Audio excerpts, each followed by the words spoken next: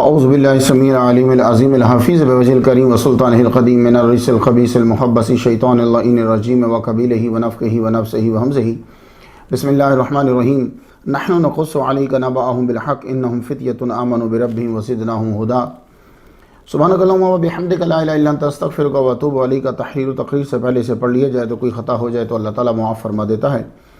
اللہم صلی علی سیدنا محمد و آباء محمد و علی آل محمد و صحابہ محمد و بارک وسلم۔ اے اللہ تعالیٰ صلاۃ و سلام بھیج میرے نبی کی ذات پر اور ان کے ماں باپ پر اور حضور کی آل پر اور صحابہ پر۔ ہم سب اقرار کرتے ہیں کہ اللہ تعالیٰ کے سوا کوئی معبود نہیں، کوئی نبی، کوئی ولی، کوئی جن، کوئی پری، کوئی مزار، کوئی قبر نہ معبود ہے نہ اللہ تعالیٰ کے برابر ہے۔ ہم اقرار کرتے ہیں کہ حضور صلی اللہ علیہ وسلم تمام انبیاء کے سردار ہیں، آپ کو اللہ تعالیٰ نے آخر میں بھیجا، ان کے بعد کوئی نبی پیدا نہیں ہوگا۔ ہمارا عقیدہ ہے کہ نبی کسی کی اطاعت سے نہیں بنتا، اللہ تعالیٰ کی عطا سے بنتا ہے۔ عظیم سند کے ساتھ عظیم پیام جو ہے وہ سماعت فرما لیجئے۔ یہ نام جو ہے اگر کسی ذہنی مریض کے کان میں پڑھ کر پھونک دیے جائیں تو اللہ تعالیٰ اسے شفا عطا فرما دیتا ہے۔ یہ چین آپ کو ابن ماجہ شریف میں مل جائے گی۔ امام رضا علیہ السلام بیان کرتے ہیں اپنے والد گرامی امام موسیٰ کاظم سے، وہ بیان کرتے ہیں اپنے والد گرامی امام جعفر صادق سے، وہ بیان کرتے ہیں اپنے والد گرامی امام محمد الباقر سے، وہ بیان کرتے ہیں اپنے والد گرامی امام زین العابدین سے، وہ بیان کرتے ہیں اپنے والد گرامی امام حسین رضی اللہ تعالیٰ عنہ سے، وہ بیان کرتے ہیں اپنے والد گرامی مولا علی شیر خدا رضی اللہ تعالیٰ عنہ سے۔ انہوں نے حضور صلی اللہ علیہ وآلہ وسلم سے سنا، حضور صلی اللہ علیہ وآلہ وسلم نے فرمایا الایمان معرفۃ بالقلب وقول باللسان وعمل بالارکان۔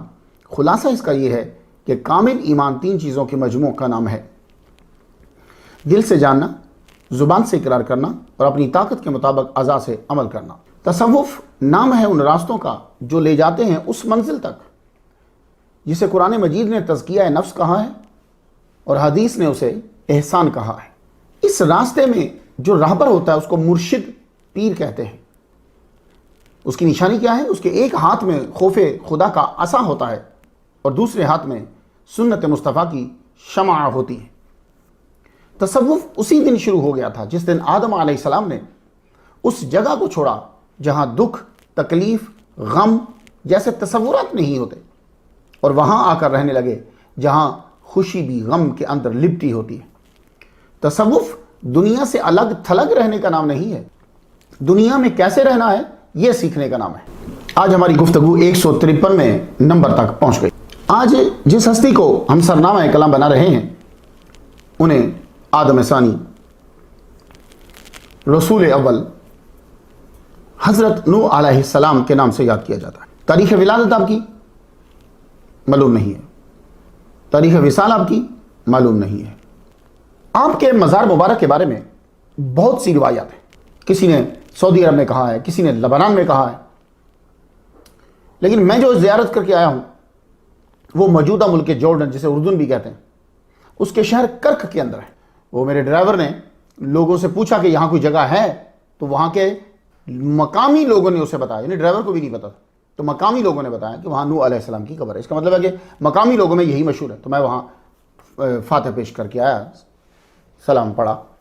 آپ بھی زیارت کر لیجیے۔ آپ کا ذکر کرنے کی پہلی وجہ جو ہے وہ یہ ہے کہ اللہ نے فرمایا سورہ یونس آیت نمبر 71 پہ وَاتْلُو عَلَيْهِمْ نَبَأَ نُوح، recite to them the news of نوح علیہ السلام۔ اس لیے اب میں آپ کو ان کی خبر دوں گا۔ حکم نبی کو ہوتا ہے تو کچھ احکامات ہمارے لیے، بلکہ زیادہ تر ہمارے لیے ہوتے ہیں۔ آج ہماری گفتگو جو رہے گی وہ نوح علیہ السلام پر، اس میں آپ کے اسماء آ جاتے ہیں، خاندان آ جاتا ہے۔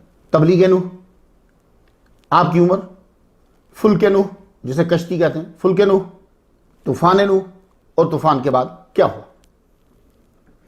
نوح علیہ السلام کا شجرہ میں سمجھتا ہوں کہ بڑا پاکیزہ شجرہ ہے، شک نہیں ہے، چند آدمی ہیں۔ نوح علیہ السلام بن لمک، ویسے لوگ لامک بھی پڑھتے ہیں لیکن چونکہ مجھے دلیل ملی ہے کہ یہ لمک ہے، بن متو شلخ، الفتوحات الہیہ کے صفحہ 26 کے حاشیے پہ تلفظ یوں لکھا ہوا ہے متوشلخ، لیکن متو شلخ بھی ہے۔ یہ بیٹے تھے ادریس علیہ السلام کے، بن یرد بن مہلائیل بن کینان بن آنوش بن شیس بن آدم علیہ السلام۔ طبقات ابن سعد پہلی جلد صفحہ 23، وہ کہتے ہیں کہ یہ لامک نہیں ہے، لمک ہے. ھذا رحمت من ربی. میں نے 111 نمبر پہ حضرت ابراہیم علیہ السلام کا تذکرہ کیا، 112 نمبر پہ حضرت موسیٰ علیہ السلام کا تذکرہ کیا، 114 نمبر پہ حضرت آدم علیہ السلام کا تذکرہ کیا، 116 نمبر پہ حضرت ادریس علیہ السلام کا ذکر کیا، 118 نمبر پہ حضرت خضر علیہ السلام کا تذکرہ کیا، 129 نمبر پہ حضرت یوسف علیہ السلام کا تذکرہ کیا، 136 نمبر پہ حضرت لقمان علیہ السلام کا تذکرہ کیا. اور آج ہم ھذا رحمت من ربی، آدم اصغر، آدم ثانی، والد دوئم، رسول اول، الرسول العظم، حضرت نوح علیہ السلام کی بارگاہ میں نذرانہ عقیدت پیش کریں گے. نام سے برکت حاصل کرتے ہوئے آگے بڑھتے ہیں. میں اپنے سامعین ناظرین سے عرض کرنا چاہوں گا کہ یہ تمہید نہیں ہوتی، یہ سٹوری کا حصہ ہی ہوتا ہے، لیکن میرا انداز یہ ہے کہ میں اس کو الگ کر لیتا ہوں. باقی لوگ اس کو اندر بیان کر جاتے ہیں تو آدمی کی توجہ نہیں ہوتی، جبکہ میں اسے بہت اہم سمجھتا ہوں. آدم ثانی، ان کو آدم ثانی کیوں کہا جاتا ہے، دوسرا آدم کیوں کہا جاتا ہے؟ سنیے، سورہ صافات آیت نمبر 77 ہے، وَجَعَلْنَا ذُرِّيَّتَهُ هُمُ الْبَاقِينَ. تو ابن عباس کہتے ہیں کہ نہیں باقی بچی الا ذریت نوح، مگر نوح علیہ السلام کی ذریت ہی باقی بچی، یعنی ان کے بچے. تفسیر ابن کثیر ہے. اور حضرت قتادہ سے ہے کہ الناس کلہم من ذریت نوح، تمام کے تمام انسان جو ہیں آدم علیہ السلام کے بچوں سے ہیں، ذریت سے ہیں. تو اب یہ تو آپ جانتے ہی ہیں کہ آغاز جو ہوا، عقل مند انسان جو کہتے ہیں، مسلمان جو کہتے ہیں، اللہ نے جو کہا انسان کا آغاز ہوا آدم علیہ السلام سے. ان سے پہلے کوئی انسان نہیں تھا، آپ سے آپ کا جوڑا بنایا گیا، پھر دونوں سے نسل انسانی چلی. پھر حضرت نوح علیہ السلام کا دور آیا، آپ نے بد دعا کی، سب مر گئے، 80 بندے بچے. مگر نسل انسانی صرف نوح علیہ السلام کے 3 بیٹوں سے آگے چلی. کتاب و مجموعات من التفاسیر، اس کے اندر وَجَعَلْنَا ذُرِّيَّتَهُ هُمُ الْبَاقِينَ، یہ جب آیت آپ کو مل جائے گی تو اس کے نیچے لکھتے ہیں تشریح میں خلاصہ بیان کر دیتا ہوں. طوفان نوح تھم جانے اور لوگوں کے آباد ہونے کے بعد کئی لوگوں کی وفات ہو گئی. جو زندہ تھے ان کی نسل نہ چلی، نسل صرف نوح علیہ السلام کے جو بچے تھے ان سے چلی. تو الکامل فی التاریخ جلد اس کی پہلی صفحہ 58 پہ بھی ہے، اور طبقات ابن سعد جلد پہلی صفحہ 26 پہ. خلاصہ کیا ہے سنیے ذرا، کہ سام بڑا بیٹا ہے حضرت نوح علیہ السلام کا، ان سے جو آگے نسل چلی عرب، فارس اور روم کی نیشنز کے یہ فادر ہیں. حام، السودان، بربط جنریشن جو ہے ان کے یہ فادر ہیں. یافس، یہ ترک، سقالبہ اور یاجوج و ماجوج جو نیشنز ہیں ان کے یہ فادر ہیں. اس وجہ سے نوح علیہ السلام کو دوسرا آدم، آدم ثانی، چھوٹا آدم، آدم اصغر، دوسرا باپ، والد دوئم جیسے ناموں سے پکارا جاتا ہے. دوسرا آپ کے نام میں جو ایک نام آتا ہے، اب اس کو القابات کہہ لیں جو بھی کہہ لیں. اول الرسل، الضوء المنیر علی التفسیر، جلد اس کی دوسری صفحہ اس کا 40. اول الرسل نوح. اب نص سن لیجئے کہ یہ پہلے رسول ہیں. بخاری شریف سے نص سن لیں، یہ کتاب التفسیر میں ہے. سارے انسان آدم کے بعد نوح سے شفاعت کے لیے جائیں گے. میں خلاصہ بیان کر رہا ہوں، پوری حدیث بیان نہیں کر رہا کیونکہ حدیث کا چیپٹر نہیں ہے. جائیں گے تو کیا کہیں گے؟ یا نوح انک انت اول الرسل الی اہل الارض. یہ ہمارے حضور ہمیں بتا رہے ہیں، تو یہ نص ہوگی نا کہ پہلے رسول ہیں آپ. حضرت نوح علیہ السلام 313 رسولوں میں سے پہلے رسول. آدم علیہ السلام پہلے نبی ہیں اور حضرت نوح علیہ السلام پہلے رسول ہیں. اب سب سے مضبوط دلیل جو ہے وہ میں نے آپ کو دے دی. ایک اور سن لیجیے ابن ماجہ سے، کتاب الزہد. اب خلاصہ کیا ہے، کیونکہ حدیث چونکہ لمبی ہے اس لیے میں خلاصہ کہہ دیتا ہوں. مومنین قیامت کے دن آدم کے بعد نوح علیہ السلام کے پاس آئیں گے. فَإِنَّهُ أَوَّلُ رَسُولٍ بَعَثَهُ اللَّهُ إِلَىٰ أَهْلِ الْأَرْضِ، کہ وہ پہلے رسول ہیں جو لوگوں کی طرف بھیجے گئے. نوح سے پہلے کوئی رسول نہیں ہے اور حضور کے بعد رسول نہیں ہے۔ الفتاوی آمیدیہ جو ہے اس کی جلد پہلی صفحہ 66 پہ یہ لکھا ہوا ہے کہ نوح سے پہلے رسول کوئی نہیں اور محمد مصطفیٰ کے بعد رسول کوئی نہیں، یعنی پیدا نہیں ہوگا۔ حضرت نوح علیہ السلام کے رسول ہونے پر خود آپ کا اپنا جملہ جو قرآن مجید میں ہے، خود اپنے قوم سے کہا، سورہ اعراف 61 نمبر آیت ہے، وَلَكِنِّي رَسُولٌ مِّن رَبِّ الْعَالَمِينَ، میں رب العالمین کی طرف سے رسول ہوں۔ تو رسول کسے کہتے ہیں؟ جو نئی شریعت لے کر آتا ہے، نئی کتاب نہیں، نئی شریعت، کیونکہ ہم تک جو روایت پہنچی ہے وہ 4 کتابیں ہیں اور 137 پیمفلٹ ہیں، تو رسول تو ان سے زیادہ ہیں، تو وہ شریعت نہیں لے کر آتا ہے۔ تو آپ رسول ہیں نوح علیہ السلام، آپ شریعت نہیں لے کر آئے تھے، وہ کیا کہ بہن سے نکاح حرام ہے، ذوی الارحام جو ہیں ان سے نکاح حرام، کھانے میں بھی حلال و حرام کے احکامات آپ لے کر آئے تھے۔ اب آپ کو کوئی پوچھے کہ پہلا رسول کون ہے 313 میں سے، تو آپ دلائل کے ساتھ جواب دے سکتے ہیں کہ حضرت نوح علیہ السلام، اولو العزم۔ رسولوں میں بھی کچھ رسول جو ہیں وہ افضل ہیں، انہیں اولو العزم رسول کہا جاتا ہے، ان کی تعداد جو ہے وہ 5 ہے۔ تفسیر ابن کثیر بطور حوالہ یہ آیت پڑھتے ہیں، سورہ احزاب آیت نمبر 7، وَإِذْ أَخَذْنَا مِنَ النَّبِيِّينَ مِيثَاقَهُمْ وَمِنْكَ وَمِن نُوحٍ وَإِبْرَاهِيمَ وَمُوسَىٰ وَعِيسَىٰ ابْنِ مَرْيَمَ، تو کتنوں کا ذکر ہے؟ 5 کا، تو کہتے ہیں کہ یہ اولو العزم ہے۔ تو اولو العزم کا تذکرہ آپ کو سورہ احقاف کی آیت نمبر 35 میں مل جائے گا۔ اللہ نے حضور صلی اللہ علیہ وآلہ وسلم سے کہا، فَاصْبِرْ كَمَا صَبَرَ أُولُو الْعَزْمِ مِنَ الرُّسُلِ، آپ صبر کیجئے ایسے کہ جیسے اولو العزم رسولوں نے صبر کیا۔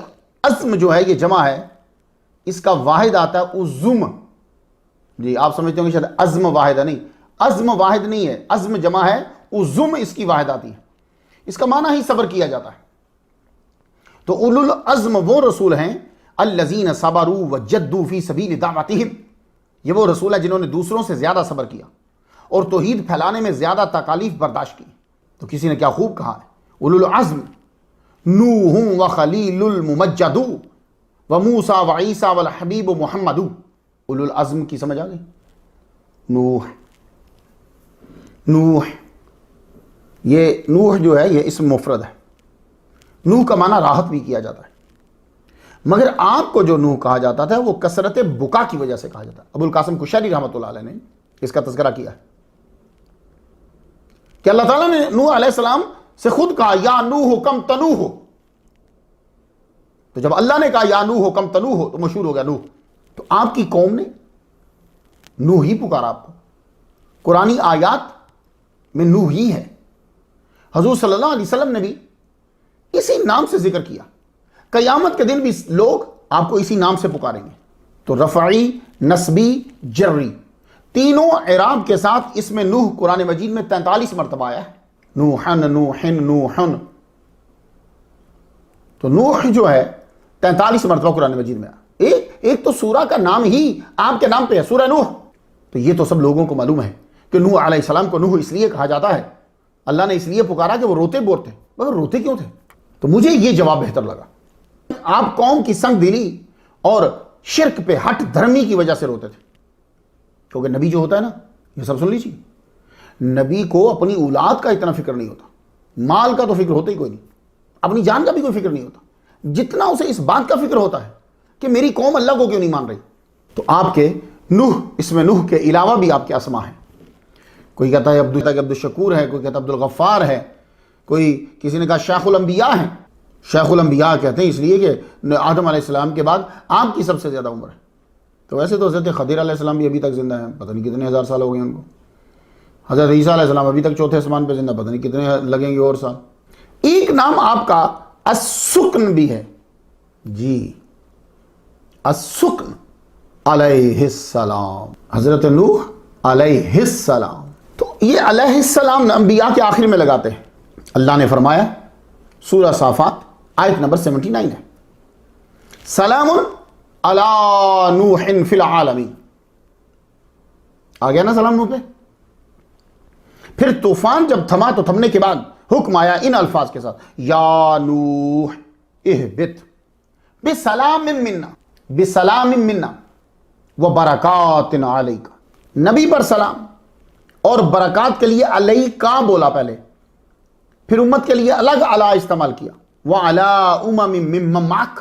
حضرت نوح علیہ السلام حضرت ادریس علیہ السلام کے پڑ پوتے ہیں، کیونکہ آپ کے دادا کا نام متو شلخ ہے، حضرت نوح علیہ السلام کے والد کا نام لمک ہے، طبقات ابن سعد نے یہی تلفظ پروناؤنس کیا ہے۔ آپ کی والدہ ماجدہ کا نام فینوس بنت کامل ہے۔ حضرت نوح علیہ السلام 8 واسطوں کے بعد حضرت آدم علیہ السلام سے جا ملتے ہیں، ان 8 واسطوں میں کوئی بھی مشرک نہیں۔ اتنا پاکیزہ شجرہ ہے کہ آپ کے شجرے میں 3 مستند نبی ہیں۔ اب سوال یہ ہے کہ حضرت نوح علیہ السلام آدم علیہ السلام کے کتنے عرصہ کے بعد پیدا ہوئے؟ ابن جریر نے ایک روایت لکھی ہے کہ 126 سال بعد پیدا ہوئے۔ میرا دل مطمئن نہیں ہے، کیونکہ کتابوں میں سب کچھ لکھا ہوتا ہے۔ کچھ لوگ ہوتے ہیں وہ ہم تقریر کرتے ہیں تو آگے سے بتا دیتے ہیں جی یہ لکھا ہوا ہے، وہ اور بھی بہت کچھ لکھا ہوا ہے۔ تو نارمل آدمی سے کوئی 20-30% تو زیادہ ہی ہم نے پڑھا ہوتا ہے، وہ معلوم ہوتا ہے کیا لکھا ہے، لیکن اس لکھے ہوئے کو جوڑنا بھی تو ہوتا ہے کہیں۔ تو اب ابن جریر نے یہ لکھا کہ 126 سال کیسے؟ اہل کتاب سے ایک روایت ہے کہ آپ 146 سال بعد پیدا ہوئے، یہ بھی تو سیم ہی ہے۔ تو بات جو لکھی ہوتی ہے نا، اس بات کو لے کر پھر کافی جگہ لے جانا پڑتا ہے، یہ یاد رکھیے۔ ایک حدیث مجھے ملی، ابن عباس رضی اللہ تعالیٰ عنہما کہتے ہیں کان بین نوح و آدم عشرۃ قرون، آدم اور نوح علیہ السلام کے درمیان 10 قرون ہیں۔ لوگ بات تھوڑی سی تسلی ہوئی، لیکن ابہام پھر ادھر ہی رہا۔ اب ایک اور کویسچن اوپر آ گیا کہ بھائی قرن کتنے سال کا ہوتا ہے؟ تو میری تحقیق، پھر میں نے تحقیق کی تو محتاط اندازہ جو ہے وہ یہی ہے کہ آپ آدم علیہ السلام کے وصال سے 1000 سال بعد پیدا ہوئے۔ بہت محتاط کیا میں نے کہ 1000 سال بعد جو ہیں وہ آپ پیدا ہوئے، تبھی یہ صحیح ہوگا کہ آپ پڑپوتے ہیں ادریس علیہ السلام کے۔ اور کچھ محققین نے لکھا ہے کہ حضرت نوح علیہ السلام آدم علیہ السلام سے 2242 سال بعد پیدا ہوئے۔ یہ کچھ سمجھ میں آتا ہے، 1000 سال بعد، 2242 سال بعد، یہ بات سمجھ میں کچھ آتی ہے، لیکن وہ 142 سال تو سمجھ نہیں آ رہی۔ سالوں میں اختلاف ہو سکتا ہے، لیکن اس میں اختلاف تو نہیں ہے نا کہ نوح علیہ السلام آدم علیہ السلام کے بعد آئے ہیں، اس میں کوئی اختلاف نہیں، اور آدم ثانی۔ اب حضرت نوح علیہ السلام نے اعلان نبوت کب کیا؟ ابن جریر نے لکھا ہے کہ 450 سال آپ کی عمر ہوئی تو اعلان نبوت کیا۔ اکثر ہم بول دیتے ہیں جی وہ 950 سال یہ تبلیغ کرتے رہے، بول دیتے ہیں نا، تو سوچنا یہ ہے کہ 950 سال تبلیغ کرتے رہے، پیدا بھی تو ہوئے، بچے بھی تھے، جوان ہوئے، بڑے۔ اور آپ کو معلوم ہے کہ زیادہ تر انبیاء اعلان نبوت 40 سال کی عمر میں کرتے ہیں، یعنی آگے جا کے کرتے ہیں۔ اس دور میں 100 200 300 سال تو کوئی معمولی بات ہوتی تھی نوح علیہ السلام کے دور میں۔ کچھ بچپن کا شامل کرنا ہے کہ نہیں کرنا؟ کرنا ہے نا، تو پھر 950 سال تبلیغ تو نہیں، کم تو کرنا پڑے گا آپ کو۔ تو اب یہ ہے کہ آپ نے اعلان نبوت کس عمر میں کیا؟ آپ نے جو اعلان نبوت کیا ہے وہ 450 سال کے اب ہو گئے تو اعلان نبوت کیا۔ اب یہ ابن کثیر میں ہے۔ اب آپ دیکھیے کہ اسی میں ہی روایت دوسری بھی ہے۔ اب میں ان لوگوں کو سمجھانا جو کہتے ہیں جی کتاب میں یہ لکھا ہوا ہے، انہوں نے پڑھی یہ ہے، تو یہ سارا پڑھنا پڑتا ہے۔ اب اسی کے اندر ہی دوسری روایت ہے حضرت قتادہ سے، ابن جریر نے لکھا کہ 300 سال آپ کی عمر ہوئی تو اعلان نبوت کیا۔ طبقات ابن سعد جلد پہلی صفحہ 23، اس پہ لکھا ہے کہ آپ کی عمر 460 سال ہوئی تو آپ نے اعلان نبوت کیا۔ تو جو اب تحقیق کرے گا وہ یہ دیکھے گا کہ سب سے زیادہ ایک بات کو سیم کو کون کون لکھ رہا ہے، تو پتہ یہ چلا کہ 400 سال تو عمر تھی آپ کی۔ سورہ آل عمران آیت نمبر 33، ان اللہ اصطفیٰ آدم و نوح، اللہ تعالیٰ نے نوح علیہ السلام کو رسالت کے لیے چن لیا۔ ہاں، بڑی خوبیوں کے مالک تھے۔ اللہ تعالیٰ نے آپ کو اسی طرح سچائی کا، کامیابی کا رستہ بتا دیا تھا جیسے دوسرے انبیاء کو بتایا تھا۔ سورۃ الانعام آیت نمبر 84 ہے، وَنُوحًا هَدَيْنَا، آپ اللہ کا بہت زیادہ شکر ادا کرتے تھے۔ کپڑے سے جسم چھپاتے یا رزق سے بھوک مٹاتے، اللہ کا شکر بہت کرتے۔ تو اللہ تعالیٰ نے قرآن مجید میں آپ کا تعارف کروایا، اِنَّهُ كَانَ عَبْدًا شَكُورًا۔ جو بھی کہتے ہیں نا کہ وہ اللہ کا بڑا شکر ادا کرتے تھے، آگے وہ یہ 3 باتیں بیان کرتے ہیں۔ تو ذرا کبھی غور کرنا محمد مصطفیٰ کے صدقے سے تمہیں کیا کیا چیزیں مل گئی ہیں، تم ان کو چھوٹی چھوٹی سمجھتے ہو۔ میں بار بار پڑھتا ہوں کہ مجھے بتاؤ کہ تم عبدن شکورہ کی تشریح کرو تو صحیح، تو یہیں آگے رک جاتے۔ وہ کس میں کہتے کہ جب وہ کھانا کھاتے تھے تو اللہ تعالیٰ کی حمد بیان کرتے تھے، شکر ادا کرتے تھے، یحمد اللہ علی طعامہ۔ اور ہمارے نبی نے ہمیں کیا سکھایا؟ آپ خود بھی پڑھتے تھے تو آپ کا پڑھنا ہمارے لیے ہے۔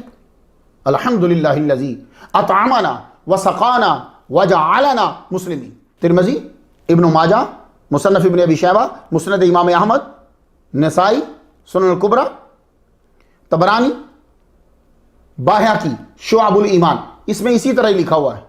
وہ نا کوئی بندہ یہ نہ کہہ رہا جی آپ نے منل چھوڑ دیا بیچ میں، وجعلنا منل مسلم، حدیث میں من نہیں ہے۔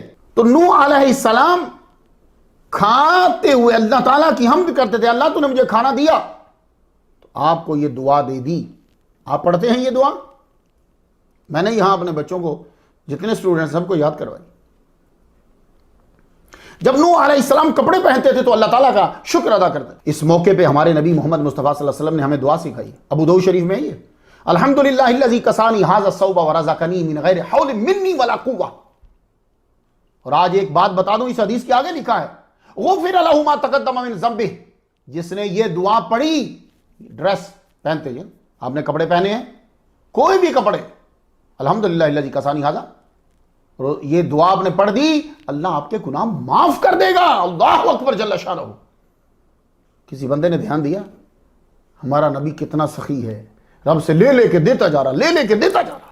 حضرت نوح علیہ السلام جب پانی پیتے تو اللہ کی حمد کرتے، شکر کرتے، الحمدللہ الذی سقانی۔ جب جوتا پہنتے تو اللہ تعالیٰ کی حمد کرتے، شکر ادا کرتے، الحمدللہ الذی حزانی۔ اور جب رفع حاجت کر کے آتے پھر اللہ تعالیٰ کا شکر ادا کرتے۔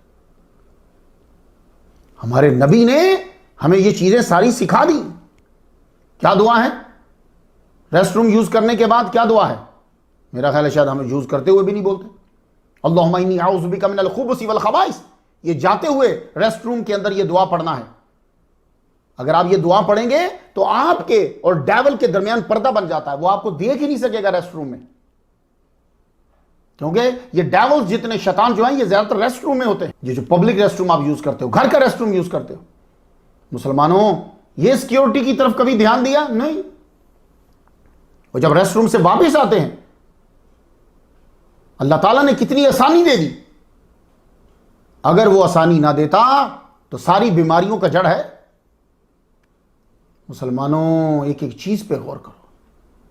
تو پھر کیا پڑھتے تھے؟ ہمارے نبی نے ہمیں کیا بتایا؟ الحمدللہ الذی اذھب عنی العذا وعافانی۔ یہ دعا بات کی۔ تو حضرت نوح علیہ السلام بھی دعا مانگتے، الحمدللہ الذی اخرج عنی العذا، تکلیف کو دور کر دیا۔ اس عظیم نبی و رسول کی یہ جو صفت شکر کا طریقہ ہے، یہ محمد مصطفیٰ صلی اللہ علیہ وسلم نے ہمیں سکھلا دیا۔ کیا آپ نے کبھی اپنے اعمال کی دعاؤں کو یاد کیا ہے؟ نہیں کیا۔ کھانے سے پہلے کی دعا کیا ہے؟ کھانے کے بعد کی دعا کیا ہے؟ دروازہ بند کرنے کی دعا کیا ہے؟ رات کو گھر سے نکلنے کی دعا کیا ہے؟ کیا ہم نے یاد کی ہیں؟ نہیں کی۔ دیکھو وہ شکر تو ہر بات پہ کرتے ہوں گے، لیکن مجھے تو وہی چیز میں بتاؤں گا نا جو میں نے کتابوں میں پڑھی، بار بار میں یہی چیزیں پڑھ رہا ہوں، یہ چند ہیں۔ مسلمانوں اگر تم اپنے نبی کی سنت پر عمل کرو تو تمہارا مقام کتنا ہو جائے۔ آپ کس قوم کی طرف رسول بن کر آئے نا؟ رسول بن کر آئے تو وہ کس قوم کی طرف رسول بن کر آئے؟ کوفہ سے قریب جنوبی عراق میں موجودہ کوفہ کے گرد بیوراسب قوم کی طرف تاریخ طبری میں آپ انہی میں پلے بڑھے۔ آپ کی عمر مبارک 300 سال سے زائد ہو گئی، 400 سے تھوڑی سی اوپر، بہرحال 300 سال سے زائد تھی۔ سورہ مومنون کی آیت نمبر 23 پڑھیے، وَلَقَدْ أَرْسَلْنَا نُوحًا إِلَىٰ قَوْمِهِ، ہم نے نوح علیہ السلام کو ان کی قوم کی طرف رسول بنا کر بھیجا۔ تو پتہ چلا کہ یہ قوم جو ہے اسی میں آپ پلے بڑے ہیں، یہ آپ کی قوم ہے اور یہ لوگ آپ ہی کا خاندان تھے۔ سورہ شعراء کی آیت نمبر 106، اِذْ قَالَ لَهُمْ أَخُوهُمْ نُوحٌ أَلَا تَتَّقُونَ إِنِّي لَكُمْ رَسُولٌ أَمِينٌ۔ تو یہ اخوہم کی طرف ہے نا، اخوہم کی طرف آئے تو پتہ چلا کہ آپ کا سارا خاندان وہیں رہتا تھا، ان سب کی طرف آپ رسول بن کر آئے۔ تو اکثر خارجیوں نے اب نبی کو بڑا بھائی کہنے کے لیے یہ آیت بطور دلیل پیش کی کہ نبی کو بڑا بھائی کہہ سکتے ہیں. تو اللہ کے بندو، مومن کا سگا کافر بھائی اس کا بھائی نہیں ہوتا. مومن کا سگا کافر بھائی اس کا بھائی نہیں ہوتا. تو رسول کی کافر قوم کیسے بھائی بن جائے گی، اور وہ بھی رسول کی؟ یہی وجہ ہے کہ اعلیٰ حضرت عظیم البرکت شاہ رضا خان بریلوی رحمۃ اللہ علیہ نے اخوہم کا ترجمہ ہم قوم کیا ہے. پاکوں کے لیے الفاظ کے چناؤ میں بہت احتیاط کرنا پڑتی ہے. نوح علیہ السلام کی تبلیغ اب ذرا سن لیجیے. آدمی سننا چاہے گا کہ نوح علیہ السلام کیا تبلیغ کرتے تھے. ہم تو صرف اتنا بولتے ہیں انہوں نے تبلیغ کی، انہوں نے تبلیغ کی، لیکن ہم زیادہ تر آیات کوٹ کریں گے تاکہ آپ کو سننے میں ثواب ہو جائے اور بات بھی پختہ ہو جائے. سورہ نوح کی آیت نمبر 1 اللہ فرماتا ہے اِنَّا أَرْسَلْنَا نُوحًا إِلَىٰ قَوْمِهِ ان انذر قومك من قبل ان ياتيهم عذاب علیم. ہم نے نوح علیہ السلام کو ان کی قوم کی طرف رسول بنا کر بھیجا کہ اپنی قوم کو ڈراؤ دردناک عذاب کے آنے سے پہلے. نوح علیہ السلام گئے اور قوم سے کہا، سورہ نوح کی آیت نمبر 2 ہے، یا قومی انی لکم نذیر مبین، اے میری قوم میں واضح ڈر سنانے والا ہوں تمہارے لیے، اور تم انعبدوا اللہ، اللہ کی عبادت کرو. کیا مطلب؟ شرک چھوڑ دو. واتقوہ، اس کے غضب سے ڈرو. وَأَطِیعُونِ، میری پیروی کرو. سورہ نوح کی آیت نمبر یہ 3 ہے. اگر تم میری پیروی کرو گے تو کیا ہوگا؟ تو کہنے لگے یغفر لکم من ذنوبکم، اللہ تعالیٰ تمہارے گناہ بخش دے گا. سورہ نوح کی آیت نمبر 4 ہے. سنتے جا رہے ہیں آپ تبلیغ کو؟ تو میری اطاعت کرو گے تو اب آدمی کے ذہن میں آتا ہے کہ میں نے اتنے جرم کیے ہیں پیچھے، تو جب تم توبہ کرو گے، نبی کی اطاعت کرو گے، وہ پچھلے گناہ بخش دے گا. اور کیا کرے گا؟ یرسل السماء علیکم مدرارا، سورہ نوح کی آیت نمبر 11، تم پر موسلا دار شراٹے کا می بھیجے گا. وَيُمْدِدْكُمْ بِأَمْوَالٍ وَبَنِينَ، سورہ نوح کی آیت نمبر 12، مال و اولاد سے تمہاری مدد کرے گا. آدمی خوش ہوتا نا، میرے بچے ہوں، میرے پاس دولت ہو، تو تم نبی کی اطاعت کرو، وہ دے گا. آپ تبلیغ کرتے رہے مگر مخالفت بڑھتی رہی. چند غربا ہی ایمان لائے، امراء بت پرستی پہ ڈٹے رہے. سورۃ الذاریات آیت نمبر 46، انہم کانوا قوما فاسقین، کہ وہ فاسق لوگ تھے. وہ اللہ تعالیٰ نے اس قوم کے بارے میں بتایا ہے کہ انہم کانوا قوما فاسقین، وہ قوم فاسق تھی. سورۃ الاعراف کی آیت نمبر 64 میں اللہ نے کہا انہم کانوا قوما عمین، انڈیڈ دے ور بلائنڈ پیپل، اندھے لوگ تھے. کیا مطلب؟ عقل کے اندھے تھے. ہاتھوں سے بنائے ہوئے پتھروں کے مجسموں کو سجدہ کرنے والوں کو عقل مند کہنا بے وقوفی ہے. بھائی جس کا جسم تم نے بنایا ہے وہ تمہاری بگڑی کیا بنائے گا؟ جس بت کا ٹوٹا ہوا ہاتھ تم نے جوڑا ہے وہ تمہارے ٹوٹے ہوئے دل کو کیسے جوڑے گا؟ جس کے وجود کا مٹیریل اتنا سخت ہے کہ اسے پتھر کہتے ہیں، وہ رحم دل کیسے ہوگا؟ جس بت کا بازار میں مول ہے وہ انمول شے کیسے بنائے گا؟ تو انہم کانوا قوما عمین، عقل کے اندھے تھے. وہ نوح علیہ السلام اپنی قوم کو سمجھاتے مگر وہ آپ سے بھاگنے لگے. صورتحال یہاں تک پہنچ گئی کہ آپ کو دیکھتے ہی خود کو چھپا لیتے. او یار، نعوذ باللہ. اگر آپ پاس پہنچ جاتے تو کانوں میں انگلیاں ڈال دیتے، اپنے کو نہیں سننا. اب ہم نے کیا کیا؟ ہم نے کہا کہ پبلک میں جب بات کرتا ہوں تو کچھ بندے ادھر ادھر بات کرنے لگ جاتے ہیں، ایک ایک کو فردن فردن پکڑ کے تبلیغ کرتا ہوں. شاید دھیان دے دیں، فردن فردن. اور یہ طریقہ بہت کارآمد ہوتا ہے جی، اور جلدی اثر کرتا ہے. فردن فردن. اس لیے جب کبھی آپ کی فیملی میں کوئی بندہ شرارت کر رہا ہو تو اس کو الگ سے لے جا کے بات کرو جی، کمرے میں لے جاؤ، بیٹھاؤ. زیادہ اگر پبلک میں کریں گے تو شرارت زیادہ کرے گا. یہ بڑا اثر ہوتا ہے، اس کو بھی کبھی کر کے دیکھیے. تو آپ نے اپنی قوم کے افراد کو الگ الگ، اکیلے اکیلے تبلیغ کرنا شروع کر. بت پرستی حرام ہے، صرف اللہ کی عبادت کرو. لیکن چونکہ وہ لوگ تھے ہی امین عین کے ساتھ، تھے ہی فاسقین، اور اوپر سے گستاخ. یہ نبی کی جو گستاخی ہوتی ہے نا، بہت بڑی لعنت ہے. دعا کیا کرو اللہ تعالیٰ سے. شرک کے بعد میں نے سب سے بڑا اسے سمجھتا ہوں، کیونکہ میں نے مشرکوں کو تو توبہ کرتے ہوئے دیکھا ہے، نبی کے گستاخوں کو توبہ کی توفیق ہی نہیں ملتی. عجیب قسم کا کوئی یہ جرم ہے، اس لیے بچا کرو اسے. بڑوں کی عزت کیا کرو. تو یہ چند بندوں کے علاوہ، وہ بھی شیس علیہ السلام کی اولاد میں سے تھے، غربا تھے، ان کے علاوہ کوئی ایمان نہ لائے. مگر نوح علیہ السلام نے ہمت نہیں ہاری. ایک روز آپ نے قوم کے بڑے بڑے عمراء کو دیکھ لیا، کوئی پارٹی ہوگی، سارے اکٹھے ہوئے ہوں گے. نوح علیہ السلام چلے گئے، سارے عمراء جمع. آپ نے وہاں تبلیغ شروع کر دی، بت پرستی چھوڑ دو. اب ذرا سورہ ہود کی آیت نمبر 25-26 ذرا سنیے. آپ نے فرمایا انی لکم نذیر مبین، میں تمہارے لیے صریح ڈر سنانے والا ہوں. اللہ تعبدوا الا اللہ، اللہ کے سوا کسی کی عبادت نہ کرو. انی اخاف علیکم عذاب یوم علیم، میں تم پر ایک مصیبت والے دن کے عذاب سے ڈرتا ہوں. سارے دولت مند غصے میں آ گئے، ان کی پارٹی جو ہے وہ خراب ہوگی. بولے تم اللہ کے رسول کیسے ہو سکتے ہو؟ اب ذرا سنیے گا، تم اللہ کے رسول کیسے ہو سکتے ہو؟ ما نراک الا بشرا مثلنا وما نراک اتبعک الا الذین هم اراذلون بادی الرأی وما نرى لكم علینا من فضل بل نظنکم کاذبین. سورہ ہود کی آیت نمبر 27. میں ترجمہ نہیں کر رہا، میں خلاصہ بیان کرتا ہوں. تم ہم جیسے انسان ہو، کوئی خاص بات تو ہے نہیں کہ تیری بات مان لیں. نعوذ باللہ.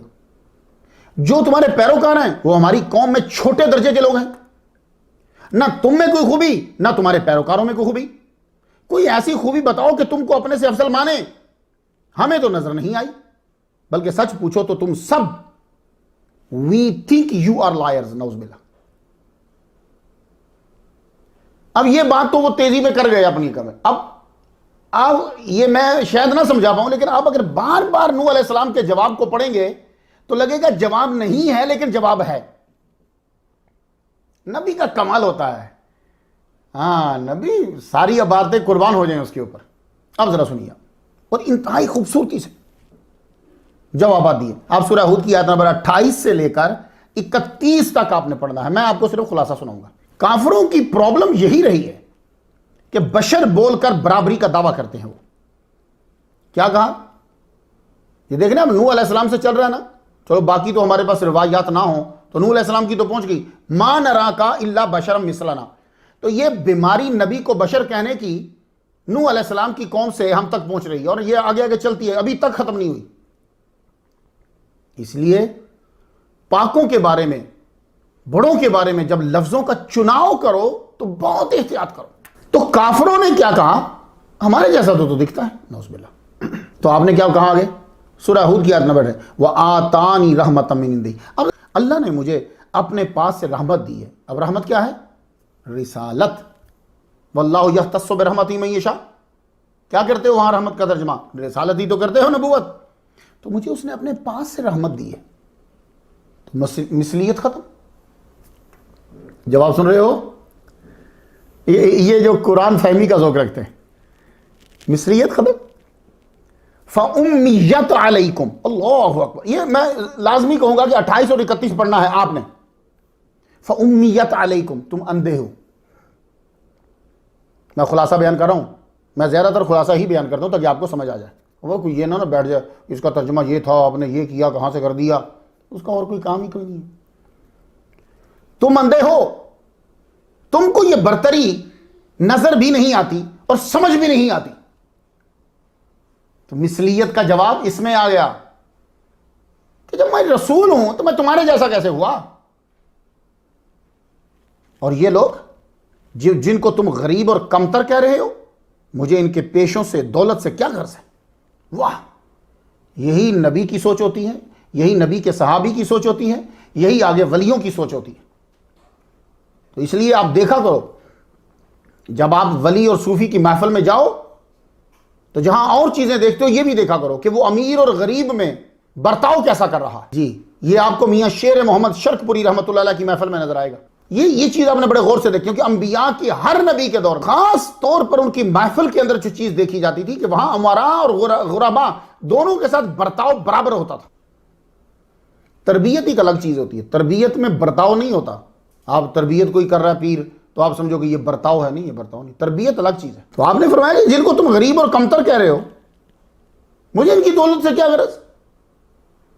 یہ اللہ کو مانتے ہیں، بت پرستی نہیں کرتے، میں ان کو دور نہیں کروں گا. انہم ملاقو ربہم، دیکھ رہے ہیں آپ، یہ سورہ ہود کی آیت نمبر 29 ہے. انہم ملاقو ربہم، وہ اپنے رب سے ملاقات کریں گے. کیسا ٹاپ کا جواب دیا. انہوں نے کیا کہا تھا؟ کمتر ہیں. ہم اراذلنا بادی الرائے، تو آپ نے کیا کہا؟ انہم ملاقو ربہم، وہ اپنے رب سے ملاقات کریں گے. تو یہ تو صاحب علم سمجھتا ہے کہ جس کی ملاقات بڑے آدمی سے ہو وہ کامیاب ہوتا ہے. تو جہاں دنیا کے اندر جس کی ملاقات بڑے سے ہو، کہتے بھائی بڑا آدمی ہے. اب خود سوچو کہ جس کی ملاقات اللہ اکبر سے ہو وہ کتنا کامیاب اور کتنا بڑا ہوگا. تو اب بتائیے، انہوں نے کیا کہا تھا کہ یہ کمتر ہیں. آپ نے کیا کہا؟ انہم ملاقو ربہم، یہ اللہ سے ملنے والے ہیں. اب بتاؤ، جو اللہ سے ملے ان سے ملنا چاہیے یا جو شیطان سے ملیں گے؟ تو توحید پرست غریب کمزور قیامت کے دن اعلیٰ مقام پہ ہوں گے اور امیر ہوں گے. یہ بت پرست قیامت کے دن جہنم میں اور غریب ہوں گے. یہی وجہ ہے کہ انبیاء، مومنین، اولیاء، صوفیاء غریب مومنوں کو نہیں چھوڑتے کافر امراء کے کہنے پر. بلکہ نوح علیہ السلام نے فرمایا وَلَٰكِنِّي أَرَاكُمْ قَوْمًا تَجْهَلُونَ، سورہ ہود کی آیت نمبر 29. لیکن مجھے تو تم میرے جاہل لگتے ہو. رسالت تمہیں خوبی نہیں لگتی، اللہ سے ملنے والے تمہیں کم ہی نظر آتے ہیں، عقل سے پیدل ہو. تم نے کہا یہ جھوٹے ہو. اب ذرا گفتگو ذرا سنیے گا. آدمی زیادہ تر جھوٹ کیوں بولتا ہے؟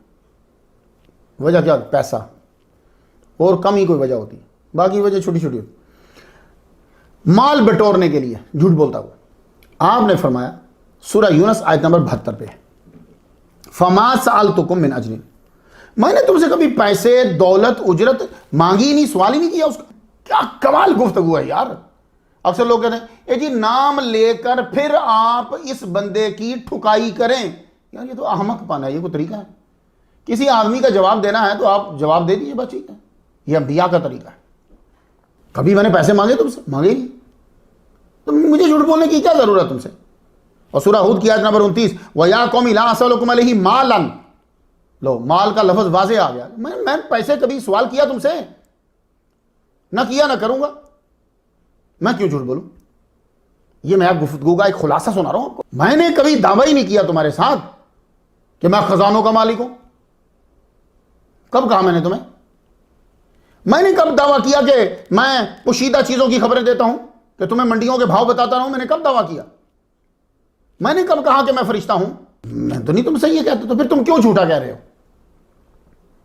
اور ہاں، یہ جن کو تم کم تر سمجھتے ہو، میں نے ان کو یہ نہیں کہا کہ اللہ تم کو کچھ خیر نہیں دے گا.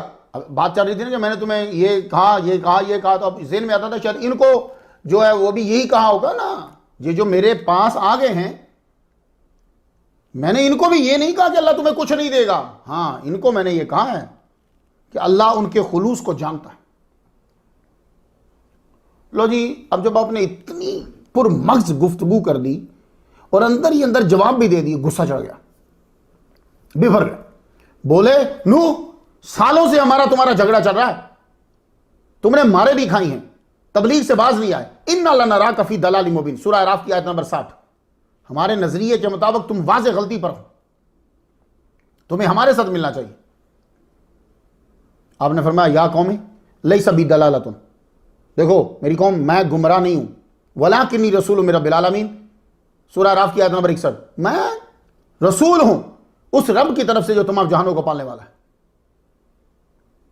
میں تم کو اپنے رب کا پیغام پہنچاتا ہوں، تمہاری بھلائی چاہتا ہوں.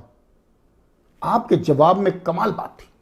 یعنی اس کا خلاصہ یوں ہے، یا قوم لیس بی ضلالۃ ولٰکنی رسول من رب العالمین. رسول غلطی پہ نہیں ہوتا، رسول کو نہ ماننے والا غلطی پہ ہوتا ہے. بھائی زبانی گفتگو کر کے بھی دیکھ لیا، مار کر بھی دیکھ لیا ہے. یہ پھر بھی فردن لوگوں کے گھر جاتے ہیں.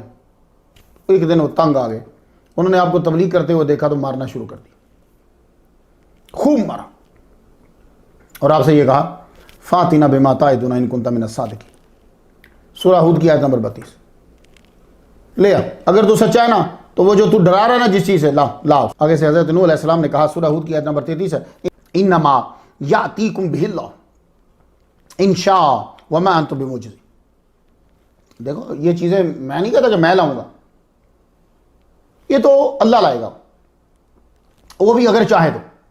دیکھا آپ نے، اللہ لائے گا، وما انتم بمعجزین۔ میں یہ بات تمہیں بتا دوں کہ جب آ جائے گا پھر تم لوگ اسے روک نہیں سکتے۔ یہ میں عاجز کا ترجمہ کر رہا ہوں یہاں، پھر تم روک نہیں سکو گے، پھر تم ناکام نہیں کر سکو گے۔ آخر سب نے مل کر کہہ دیا۔ سورہ شعراء کی آیت نمبر 116 ہے، قالوا لئن لم تنتہی یا نوح لتکونن من المرجومین۔ اگر تم باز نہ آئے تو ضرور سنسار کیے جاؤ گے۔ یہ ان سب نے مل کر بول دیا۔ اے نوح غور سے سن لو، اب تم نے شروع کر دیا نا تو ہم تمہیں پتھر ماریں گے۔ نوح علیہ السلام نے پھر اللہ سے عرض کی۔ سورہ نوح آیت نمبر 21 ہے، رب انہم عصونی، اے میرے رب انہوں نے میری نافرمانی کر دی۔ قال رب انی دعوت قومی لیلا و نہارا، سورہ نوح کی آیت نمبر 5 ہے، عرض کی میرے رب میں نے اپنی قوم کو دن کو بھی گیا ہوں، رات کو بھی گیا ہوں، اکیلے میں بھی پبلک میں بھی، میں نے مالک ان کو تبلیغ کر دی۔ اتنے سال گزر گئے۔ سورہ قمر کی آیت نمبر 10 ہے، اللہ سے عرض کی انی مغلوب فانتصر، قوم مجھ پر غالب آ گئی ہے، بدلہ لے مالک۔ اور خود ہی فرما دیا کہ کیسے بدلہ لینا ہے۔ سورہ نوح کی آیت نمبر 26، وقال نوح رب لا تذر علی الارض من الکافرین دیارا۔ نوح بولے میرے رب زمین پر کافروں میں سے کوئی بسنے والا نہ چھوڑ، اور وجہ بھی خود ہی بتا دی۔ سورہ نوح کی آیت نمبر 27، انکا ان تذرہم یضلوا عبادک ولا یلدوا الا فاجرا کفارا۔ اگر زندہ چھوڑے گا تو یہ تیرے بندوں کو گمراہ کریں گے، اور ان کی اولاد بھی صرف بدکار ناشکری کفار ہی ہوں گے۔ یعنی ایک لحاظ سے آپ کے اس جملے میں یہ ہے کہ اب کوئی ایمان نہیں لائے گا، جو بچے پیدا ہوں گے وہ بھی نہیں لائیں گے۔ تو اس کو غیب کہتے ہیں کہ نہیں کہتے؟ نوح علیہ السلام نے اللہ سے کہا فافتح بینی و بینہم فتحا، سورہ شعراء کی آیت نمبر 118 سے، مجھ میں اور ان میں پورا فیصلہ کر دے اللہ۔ بڑا مارا تھا انہوں نے، اللہ اکبر۔ اور ساتھ ہی اب بات تو چل رہی تھی کہ سب کو مار دے، تو نبی کو اپنوں کا خیال ہوتا بھائی، ساتھ ہی عرضی ڈال دی اپنوں کے لیے، رب اغفر لی، سورہ نوح کی آیت نمبر 28، رب اغفر لی، اے اللہ مجھے بخش دے، والدیہ، میرے امی ابو کو بھی۔ یہ والد اور والدہ، والدیہ یہ امی ابو ہوتے سگے، اس کا مطلب ہے دونوں مسلمان تھے۔ وَلِمَنْ دَخَلَ بَيْتِيَ مُؤْمِنًا، اور میرے گھر میں جو مومن ہے، یعنی جو داخل ہوا ایمان کے ساتھ۔ وَلِلْمُؤْمِنِينَ وَالْمُؤْمِنَاتِ، یہ الگ سے کیوں بولا؟ جو باہر کے لوگ ہیں، مرد اور عورتیں۔ میرے رب مجھے اور میرے ماں باپ کو بخش، اور اس کی جو ایمان کے ساتھ میرے گھر میں ہے، سب مسلمان مردوں اور سب مسلمان عورتوں کو۔ سورہ صافات کی آیت نمبر 75 پہ، وَلَقَدْ نَادَانَا نُوحٌ فَلَنِعْمَ الْمُجِيبُونَ، نوح نے ہمیں پکارا اور ہم بہترین جواب دینے والے ہیں، we are the best of responders۔ جواب آ گیا، انہوں نے ادھر سے دعائیں کی، جواب آ گیا۔ آپ کو 800 سال سے کچھ اوپر ہی آپ کو گزر چکے تھے، آپ قوم کی بت پرستی کو دیکھتے چلے آ رہے تھے، آپ کی رات دن کی تبلیغ سے بھی باز نہ آئے وہ لوگ، نہ بتوں کی پوجا چھوڑی۔ آپ نے فرمایا ذوی الارحام سے نکاح حرام، وہ باز نہ آئے۔ آپ نے فرمایا عبادت اللہ کی کرو، وہ نہ کرتے۔ بلکہ صورتحال یہ ہوگی کہ آپ تبلیغ کے لیے آتے تو وہ مارتے، آپ اتنا مارتے آپ بے ہوش ہو جاتے، اور آپ کے بیٹے آپ کو ڈھونڈتے ڈھونڈتے پھر اس جگہ پہ پہنچتے، 2 دن گزر جاتے۔ ایک روز اللہ تعالیٰ نے ان کی حالت زار دیکھ کر اپنے علم ازلی سے بتا دیا۔ سورہ ہود کی آیت نمبر 36 ہے، اَنَّهُ لَن يُؤْمِنَ مِن قَوْمِكَ إِلَّا مَنْ قَدْ آمَنَ۔ اے نوح جتنے ایمان لا چکے ہیں نا، اس کے بعد اب اور کوئی ایمان نہیں لائے گا۔ یہ علم ازلی سے بتا دیا، اس نے فیصلہ صادر نہیں کیا۔ کاش کہ سب لوگوں کو یہ سمجھ میں آ جائے علم ازلی کیا ہوتا ہے۔ وہ علم ازلی کو سمجھتے ہیں کہ یہ اللہ تعالیٰ نے حکم صادر کر دیا ہے اور فورس کر دیا۔ نہیں، فورس نہیں، اس نے تمہیں اختیار دیا ہوا ہے۔ اس کی میں ادنا سی مثال دے سکتا ہوں، مثال نہیں ہے یہ، اب یہ سمجھ پوری ریزمبلنس نہیں، ادنا سی مثال دے۔ وہ کیا؟ میں ہوں نا، میں نے کالجز میں بھی پڑھایا ہے، یونیورسٹیز میں بھی لیکچر دیے ہیں، میں اسکول بھی میں پڑھاتا رہا ہوں، اکیڈمیز میں بھی پڑھاتا رہا ہوں، آپ بھی امریکہ میں اب بھی پڑھا رہا ہوں میں۔ تو کلاس میں جتنے بچے بیٹھے ہوتے ہیں نا، مجھے پہلے دن سال پہلے ہی پتہ چل جاتا ہے کون بچہ زیادہ نمبر لے گا، کم تر علم میں کم، عقل میں کم، لیکن میرے پاس یہ مجھے کلاس میں پتہ چل جاتا ہے کہ کون بچہ زیادہ علم زیادہ نمبر لے گا، ایک آدھ نمبر کم آدھے پیچھے ہو سکتے ہیں، کیسے؟ تو جب مجھے معلوم ہو جاتا ہے تو جس نے ساری کائنات کو پیدا کیا ہے، جو اس میٹیریل کو جانتا ہے کہ اس کے اندر کون کون سا میٹیریل استعمال ہوا، اسے نہیں پتا ہوگا؟ تو یہ علم ازلی ہے، ٹھیک ہے؟ باقی میں نے جان لیا ہے کہ یہ بچہ کم نمبر لے گا، تو اب اس وجہ سے وہ کم نمبر نہیں لے رہا کہ میں نے سوچا ہے تو وہ کم نمبر لے رہا، نہیں، میں نے اس کی حرکتیں جان لی، سمجھا؟ میں نے اس کی حرکت یہ بھی ہو، لیکن اس کو اختیار ہے کلاس کے اندر وہ پڑھے بڑھے آگے۔ تو یہ علم ازلی جو اللہ تعالیٰ کا ہے نا، اس کو یہ مت سمجھو کہ وہ فورس کرتا ہے، وہ اس کا حکم ہوتا ہے، نہیں، وہ اس کا اپنا علم ہے، اختیار اس نے تمہیں دیا ہوا ہے، جو حرکتیں بری کرو گے وہ تم اپنے اختیار پہ کرو گے۔ سیم مثال میں نے آپ کو کلاس کی دے دی، شاید سمجھ میں آ جائے، نہیں آتی تو کوئی بات نہیں، تقدیر کا مسئلہ ویسے بھی ممانعت ہے، غور کرنا، فکر کرنا ہی کہاں علم ازلی سے کہ بھئی جو ایمان لا چکے ہیں نا بس وہی، آگے کوئی نہیں لائے گا۔ تو یقیناً آپ نے عرض کی ہوگی پھر اللہ میرے لیے کیا حکم ہے، تو بس پھر حکم آ گیا۔ سورہ ہود کی آیت نمبر 37 سے پڑھنا چاہتا ہوں، حکم آ گیا، وَاصْنَعِ الْفُلْكَ بِأَعْيُنِنَا وَوَحْيِنَا، بناؤ فلک ہماری حفاظت میں اور ہماری ہدایت کے مطابق۔ عین کی جمع آیون، یہ جمع عظمت کے لیے آئی ہے، کثرت کے لیے نہیں آئی۔ ایک تفسیر ہے تفسیر القرآن العظیم مسندن عن رسول اللہ والصحابۃ والتابعین، یہ اس کا پورا نام ہے، ویسے مختصراً اسے کہتے ہیں تفسیر ابن ابی حاتم۔ اس کے صفحہ 2026 پہ لکھا ہوا ہے اور حدیث نمبر 10,834 ہے۔ دیکھا آپ نے، پرانے دور کے اندر لوگ 20,000 ہزار 25,000 ہزار 30,000 ہزار حدیثیں جمع کر کے رکھ گئے ہیں، وہ آپ کا دھیان نہیں پڑ رہا، جا کے کتابیں نکالو لائبریری سے، پڑھو ان کو۔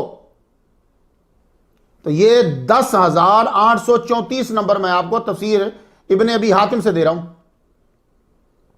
ٹھیک ہے؟ تو اس لیے جا کے پڑھو، بڑی بڑی کتابیں لکھ دی، 20,000 25,000 ہزار بیچ میں لکھی ہوئی۔ تو یہ کیا فرماتے ہیں، ابن عباس نے معنی بیان کیا ہے بِعَيْنِ اللَّهِ وَوَحْيِهِ، اللہ کی حفاظت اور اس کی ہدایت۔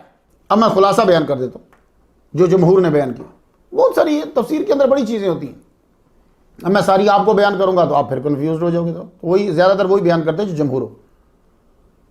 تو جمہور نے بیان کیا ہے بِأَعْيُنِنَا وَوَحْيِنَا كَمَا نَأْمُرُكَ، یہ بیان کیا کہ جیسا ہم کہتے ہیں ویسے بناؤ، کیونکہ نوح علیہ السلام پہلے کشتی آپ نے نہ بنائی نہ اسے بناتے دیکھا آپ نے، اور نوح علیہ السلام کو مقصد بھی بتا دیا کہ یہ جو فلک بنانا ہے، عام طور پر چونکہ اس کو کشتی کہتے ہیں اس لیے میں بولا، حالانکہ کشتی چھوٹی کے لیے بھی آتا ہے لیکن مشہور یہ ہے اور ہماری زبانوں پہ بھی چڑھ گئی، اس لیے میں کشتی بول دوں تو مجھے معاف کر دیجئے گا۔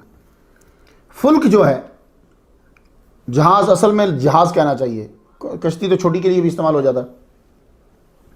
یہ جو جہاز ہے ووڈن شپ، مقصد بھی بتا دیا کہ ظالموں کو غرق کرنا ہے اور مسلمانوں کو اور جو چیزیں بچانی ہیں ان کو اس کے ذریعے سے بچانا ہے۔ نبی چونکہ آخر تک اسی کوشش میں ہوتا ہے کہ لوگ توحید مان لیں، اللہ ان کو معاف کر دے۔ اللہ نے ہی کہہ دیا وَلَا تُخَاطِبْنِي فِي الَّذِينَ ظَلَمُوا إِنَّهُمْ مُغْرَقُونَ، سورہ ہود کی آیت نمبر 37 پہ ہے۔ گویا کہ آرڈر ہی دے دیا، جو تم پر ایمان نہیں لائے اب تک، ان ظالموں کے متعلق مجھ سے کوئی گفتگو نہیں کرنا، وہ تو غرق ہوں گے۔ بھائی ظالم کیوں کہا؟ اس لیے کہ ان الشرک لظلم عظیم، شرک سب سے بڑا ظلم ہے اور مشرک سب سے بڑا ظالم ہے۔ نوح علیہ السلام کو جب حکم آ گیا، آپ نے تبلیغ چھوڑ دی، کشتی بنانے لگ گئے، اب تبلیغ بند۔ تبلیغ ضروری ہے مگر اب امر آ گیا جہاز بنانا ضروری ہے۔ وَاصْنَعِ الْفُلْكَ امر ہے، وَاصْنَعِ مصنوع لفظ سنے ہوں گے، تو وَاصْنَع ایک لفظ وَاصْنَع یہ بتا رہا ہے، امر بتا رہا ہے کہ جہاز کو پوری توجہ سے بنانا ہے، کوئی خرابی نہ ہو، کوئی کمی نہ ہو، بڑا خوبصورت بنانا ہے۔ یہ لفظ اصنع کے اندر ساری چیزیں پائی جاتی ہیں۔ عذاب الہی سے کوئی انسان نہ بچے گا مگر وہ جو جہاز میں ہوگا۔ تو مسلمانوں کی جان بچانا فرض، تو کیا کہتے ہیں اصول والے، واجب کا ذریعہ بھی واجب ہوتا ہے، یہی کتابوں میں پڑھایا جاتا ہے۔ اب آپ کشتی بنائیں، آیوننا جمع بول کر بتا دیا کہ ہر طرح کی حفاظت ہم کریں گے۔ آیوننا، اکثر لوگ پوچھتے ہیں کہ اللہ تعالیٰ جمع کا صیغہ کیوں استعمال کرتا ہے؟ وہ اپنی طاقت کے اظہار کے لیے کرتا ہے، وہ چیلنج کے لیے کرتا ہے، جی اس لیے کرتا ہے۔ تو یہ اس نے کہا کہ ہم کریں گے، یہ چیلنج ہے نا بھائی، ساری قوم دشمن ہے اور قوم بھی امیر ہے، تو وہ تو اڑانے کی کشتی۔ اللہ نے فرمایا بِأَعْيُنِنَا، ہر طرح کی حفاظت ہم کریں گے۔ آنکھ جو ہوتی ہے یہ حفاظت کا سبب ہوتی ہے، آپ دیکھیں گے تو اچھی طرح حفاظت کریں گے نا۔ تو اللہ تعالیٰ تو ایک چھوٹے سے چھوٹا ذرہ بھی اس کے علم سے پوشیدہ نہیں ہے، آنکھ تو نہیں اللہ کی، تو اس کے علم سے پوشیدہ نہیں، تو بھائی ہم حفاظت کریں گے، نہ کوئی چرائے گا نہ جلائے گا۔ اب جہاز جب بنتا ہے نا تو وہ سٹیپ بائی سٹیپ بنتا ہے، ووڈن شپ یا کوئی بھی شپ، تو وہ سٹیپ بائی سٹیپ ہوتا ہے۔ سب سے پہلا سٹیپ جو ہے وہ ڈیزائننگ ہے، جو ماہر ہوتے ہیں ان کو بھی پہلے ڈیزائننگ کرنا ہوتی ہے۔ نوح علیہ السلام نے تو کبھی جہاز بنایا نہیں تھا، ووڈن شپ آپ نے نہیں بنایا اور دیکھا بھی نہیں تھا، کبھی ضرورت ہی نہیں پڑی۔ تو یہ جو پہلا سٹیپ ہے ڈیزائننگ کا، یہ وَصْنَعِ الْفُلْكَ بِأَعْيُنِنَا وَوَحْيِنَا نے حل کر دیا، یہ ان کا مسئلہ یہی حل ہو گیا۔ تفسیر ابن ابی حاتم میں ہے 10,833 نمبر پہ یہ حدیث، یہ بتایا گیا کہ جو الطائر جو ہے، یعنی مرغے کا جو سینہ ہے، اس کے نیچے کی جو شیپ ہے، اس طرح کا اس کو بنانا ہے آپ نے، یہ آپ کو بتا دیا گیا۔ مرغے کا آپ نے دیکھا ہوگا، جب آپ کبھی مرغا ذبح کروانے جاتے گوشت لاتے اس کا سینہ دیکھیے گا، تو نیچے کی شیپ ہو، 3 منزلہ ہو، اوپر سے ٹوٹل بند ہو۔ مفسرین کی تفسیر کی روشنی میں میں کچھ نقشہ آپ کے سامنے واضح کر دیتا ہوں۔ نقشہ جو بنا وہ وہی کے ساتھ بنا، اور وہی جو ہوتی ہے نا وہ بھولتی نہیں ہے، یاد رکھیے گا۔ یہ لوگ اس لیے کاغذ پہ بناتے ہیں کہ یہ بعد میں بھول جاتے ہیں، تو یہ کاغذ پہ پہلے بنا لیتے ہیں، لیکن نبی جو ہوتا ہے نا اس کو بھولتا نہیں ہے، جب وہی آتی ہے وہ جب مرضی اس سے سن لو۔ اب ذرا نقشہ تفاسیر کی روشنی میں میں آپ کے سامنے جو پیش کرنے لگا، فلکن کہتے ہیں بڑے جہاز کو، ٹھیک ہے، جو سمندر یا دریا میں بڑی تعداد میں انسان یا سامان ڈھوئے اسے فلک کہتے ہیں۔ اب ذرا سن لیجئے، اختلاف کس جگہ پہ نہیں ہے، اس لیے اعتراض کم کیجیے گا، بات کو سمجھیے گا۔ طبقات ابن سعد میں یوں لکھا ہے کہ فلک کی لمبائی، ووڈن شپ کی لمبائی 300 گز، یہ ایسے 300 گز، بلندی جو ہے 30 گز ایسے، اور عرض 50 ذراعً 50 گز تھا۔ جدید محققین جو ہیں وہ یوں بتلاتے ہیں، ایک کنارے سے دوسرے کنارے تک 515 فٹ، چوڑائی اندر کی 86 فٹ، نیچے سے اوپر 51 فٹ۔ اب نقشہ یہ بتلا دیا گیا کہ نچلا حصہ جو ہے وہ درندوں کا لیے، جانوروں کے لیے، درمیان کا حصہ جو ہے وہ پرندوں کے لیے، اور سب سے اوپر جو ہے وہ انسان رہیں گے۔ بعض لوگوں نے اوپر نیچے کیا ہے، لیکن پرندوں اور انسانوں کے ساتھ تبدیلی کو فرق نہیں پڑتا، تو سب سے اوپر جو ہیں وہ انسان رہیں گے۔ یہ تھا پہلا سٹیپ ڈیزائننگ کا۔ تو ڈیزائننگ کیسے کی؟ بِأَعْيُنِنَا وَوَحْيِنَا، یہ ڈیزائننگ ہو گئی۔ اب جب آپ ووڈن شپ بناتے ہو نا تو اس کا دوسرا سٹیپ ووڈن شپ میں انوینٹوری ہوتا ہے، میٹیریل۔ یہ بہت امپورٹنٹ ہوتا ہے جب آپ نے ووڈن شپ بنانا ہے، میٹیریل۔ 20 سال میں میٹیریل جو ہے وہ اکٹھا کیا حضرت نوح علیہ السلام نے، کیونکہ جہاز نے زیادہ دیر پانی میں رہنا تھا، زیادہ بوجھ اٹھانا تھا، تو بہترین لکڑی کا استعمال ضروری تھا۔ تو لکڑی کے تختوں کے حصول کے لیے اللہ تعالیٰ نے آپ کو کہا یہ درخت جو ہے وہ اگاؤ۔ اب کون سی لکڑی تھی وہ، اس کا نام کیا تھا، کچھ یقین سے تو نہیں کہہ سکتے ہم لوگ، لیکن کچھ محققین کی تحقیق آپ کی نظر کرتا ہوں۔ ہمارے اسلام میں یہ مشہور ہے کہ ساج، ساگوان، انگلش میں ٹیک کہتے ہیں، اردو میں شیشم کی لکڑی کہتے ہیں کہ اس کا استعمال کیا۔ میں نے جب تحقیق کی تو اس درخت کو پختہ ہونے میں 15، 20، 25 مختلف روایت، 15 کم از کم 15 سے نیچے کوئی نہیں گیا، 15 سال لگتے ہیں، زیادہ لوگوں نے کہا 20 سے 25 سال لگتے ہیں، تو یہ لکڑی زبردست پختہ ہو جاتی۔ یہ 131 فٹ لمبا ہوتا ہے یہ شیشم کا درخت۔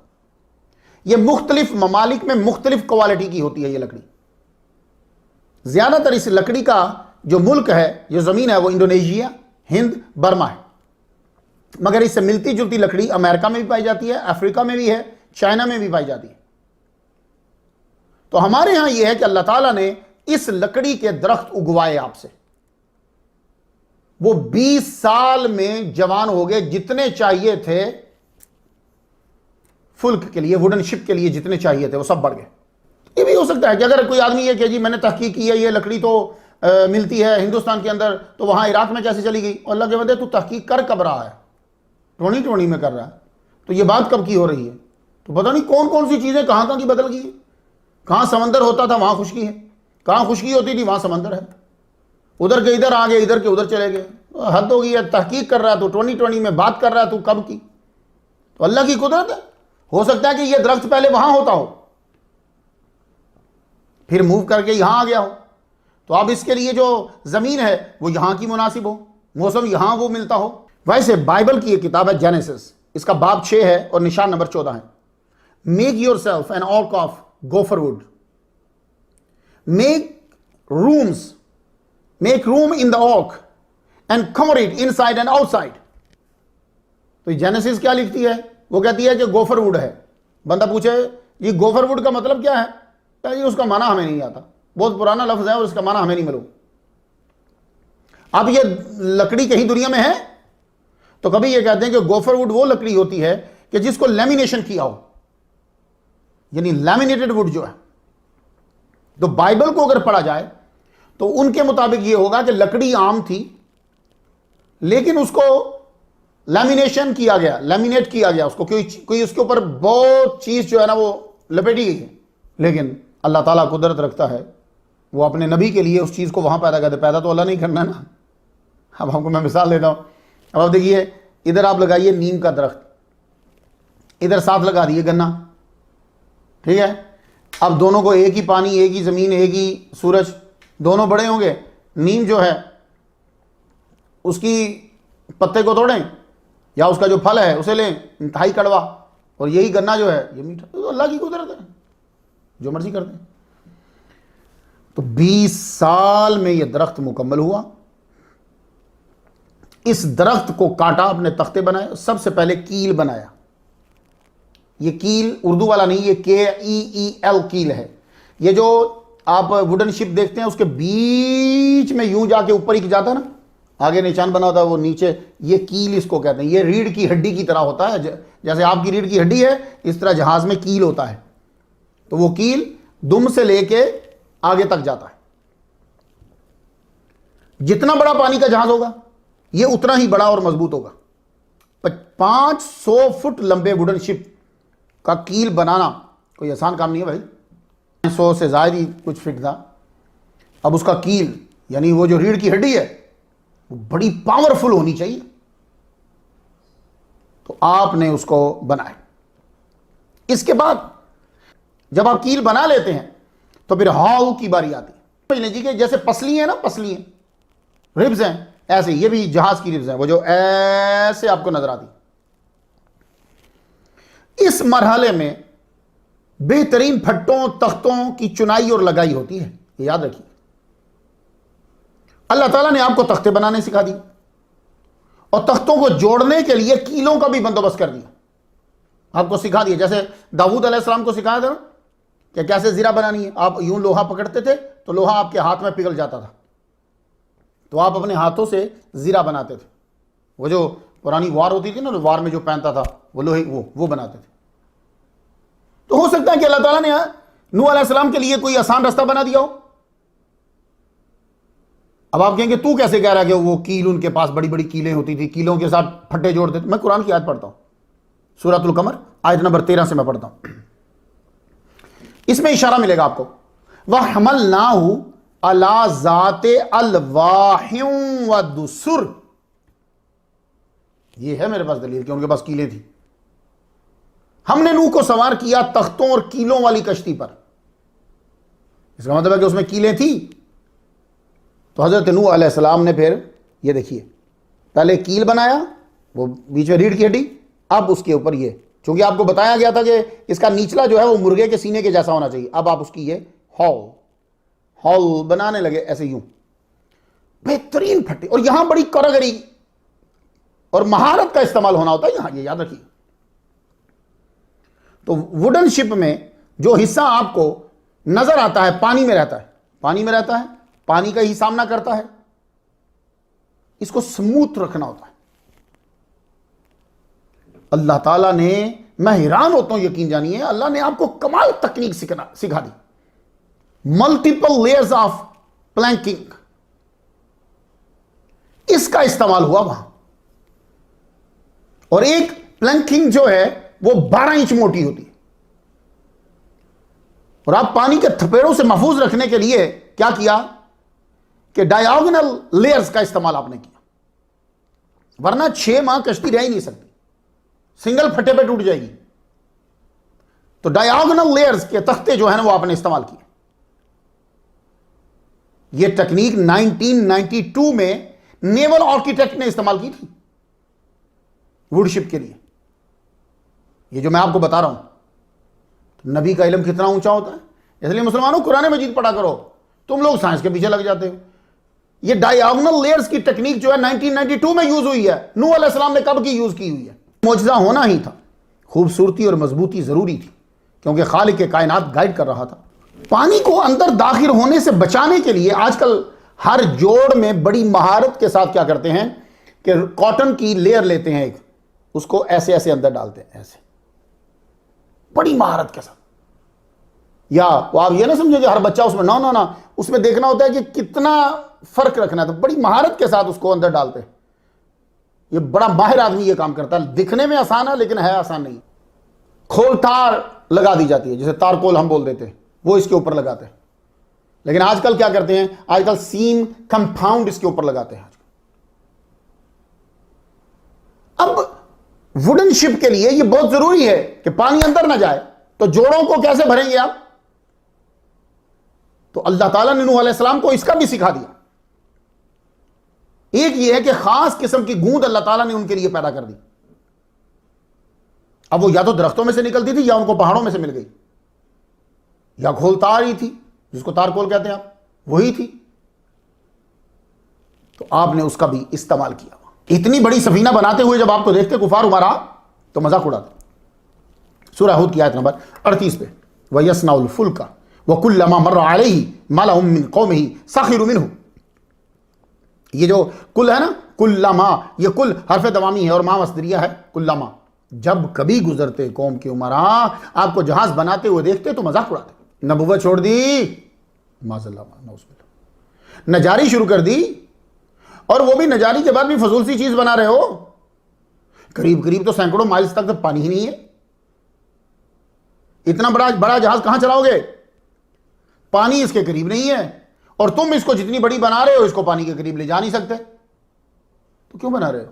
امریکہ میں نوح علیہ السلام کی کشتی پہ اتھارٹی رکھنے والا جو محقق ہے کین ہیم، اس کا کہنا ہے کہ نوح علیہ السلام کو ووڈن شپ بنانے میں 55 سے 75 سال لگ گئے. اس کا یہ کہنا ہے، میرے خیال میں ٹھیک کہہ رہا ہے. وہ 20 سال نوح علیہ السلام کو لگے درختوں کو اگانے اور تختے بنانے میں، اور عمر بن الحارث کی روایت ہے کہ 40 سال جہاز بنانے میں لگے. تو 40 + 20 = 60. تو سیکھا اس نے 55 سے 75 وہ کہہ رہا ہے. ویسے کتابوں میں نے یہ بھی پڑھا ہے کہ آپ کو 120 سال لگ گئے جہاز بنانے میں. اللہ تعالیٰ نے اس جہاز کو کیا کہا ہے یہ سننے والا، وَجَعَلْنَاهَا آیَةً لِلْعَالَمِينَ. سورہ عنکبوت کی آیت نمبر 15 پہ کہا وَجَعَلْنَاهَا آیَةً، ہم نے اس سفینہ کو، فلک کو، کشتی کو آیا بنا دیا. آیا کا ہم کئی ترجمہ کرتے ہیں، ویسے نارملی ہم کرتے ہیں معجزہ بنا دیا. We made it a sign for the world. یہ سفینہ نوح کئی طرح سے آیا ہے. اس ہستی نے 500 فٹ لکڑی کا مضبوط جہاز بنا دیا، جنہوں نے پہلے کبھی نہ بنایا ہے نہ بناتے ہوئے دیکھا ہے. ہوا نا معجزہ، آیا ہوا. حالانکہ اس سے ہزاروں سال بعد 1909 میں امریکہ میں 450 فٹ کا، 1909 میں نام اس کا رکھا ویومنگ. وہ یومنگ جو ہے وہ ڈوب گیا لمبائی کی وجہ سے. ذرا سوچو میرے نوح علیہ السلام کی کیا ٹیکنالوجی ہے کہ 6 ماہ تک تھپیڑوں پہ چلتا رہا. نارمل نہیں، تھپیڑوں پہ، موجوں پہ، وہ جو پہاڑوں جتنی. تو جو مہارت انسان کو ووڈن شپ بنانے میں 1992 میں حاصل ہوئی، ڈائیاگنل لیئرز کا استعمال، وہ آپ نے اس دور میں کر دیا کہ نہ کرین ہے نہ کوئی ٹرینڈ ہے. انسان کی ہر ابتدائی مصنوع میں کوئی نہ کوئی خرابی، کمی ضرور ہوتی ہے. جی کیوں؟ اس لیے کہ اس کا علم خالق جیسا نہیں ہے. وہ جب بنائے گا وہ غلطی کرے گا. لیکن نوح علیہ السلام کی کشتی کے اندر کوئی خرابی نہیں، کوئی کمی نہ تھی، تو آیا ہوئی بِأَعْيُنِنَا وَوَحْيِنَا، ہر شے ڈوب گئی تھی مگر یہ سفینہ سارے جانوروں کا بوجھ اٹھا کر 6 ماہ تک موجوں کا مقابلہ کرتی رہی، ہے نا آیا؟ سفینہ کے مقام پر تمام دنیا کے جانوروں کا خود بخود آ جانا آیا؟ بھئی جانور سدھائے ہوئے تو نہیں تھے نا، سفینہ میں ایک سے بڑھ کر ایک جانور ایک دوسرے کا دشمن ہے، مگر 6 ماہ تک آرام سے رہے۔ امریکہ کی ایک ریاست کنتھاکی میں کینہم نے نوح علیہ السلام کی کشتی کا ریپلیکا بنایا ہے۔ ریپلیکا مینز یعنی جیسے نوح علیہ السلام کی کشتی تھی، سٹڈی کرنے کے بعد ویسی ہی کشتی اس نے بنائی، اور ریپلیکا اس نے بنایا 510 فٹ لمبی، 85 فٹ چوڑی، 51 فٹ اونچی، لیکن اس نے اس کے اندر 7 منزلیں بنائی ہیں جی، کیونکہ اس کے پاس معجزہ تو نہیں ہے نا کہ جانوروں کو اکٹھا کر دے، تو یہ 7 منزلیں اس کی بنانی پڑی، اور اس کے لیے 800 ایکڑ زمین جو ہے اس کو خریدنی پڑی، اور اس میں جانوروں کی ڈمی رکھی گئی ہے، پرانے جانور ان کو پہلے بنایا گیا، بنانے کے بعد ان کا جوڑا جو ہے وہ رکھا گیا۔ 7 جولائی 2016 میں عوام کے لیے اس کو کھول دیا گیا۔ آپ کبھی آئے امریکہ تو اس کو دیکھیں، ایک ہی دروازہ، اب دروازے کے اندر ویسے بالکل ریپلیکا اسی طرح بنا ہے لکڑی سے۔ آپ جانتے ہیں کہ کتنی رقم لگی؟ 100 ملین امریکن ڈالرز۔ ایک شپ میں آپ کو بتاتا ہوں، یہ 1856 میں بنا تھا، نام کیا تھا اس کا؟ وکٹوریا۔ 260 فٹ لمبا تھا، یہ 260 فٹ لمبا تھا۔ معلوم ہے پیسے کتنے لگے تھے؟ 15,578 پاؤنڈ اس کے اوپر لاگت آئی تھی۔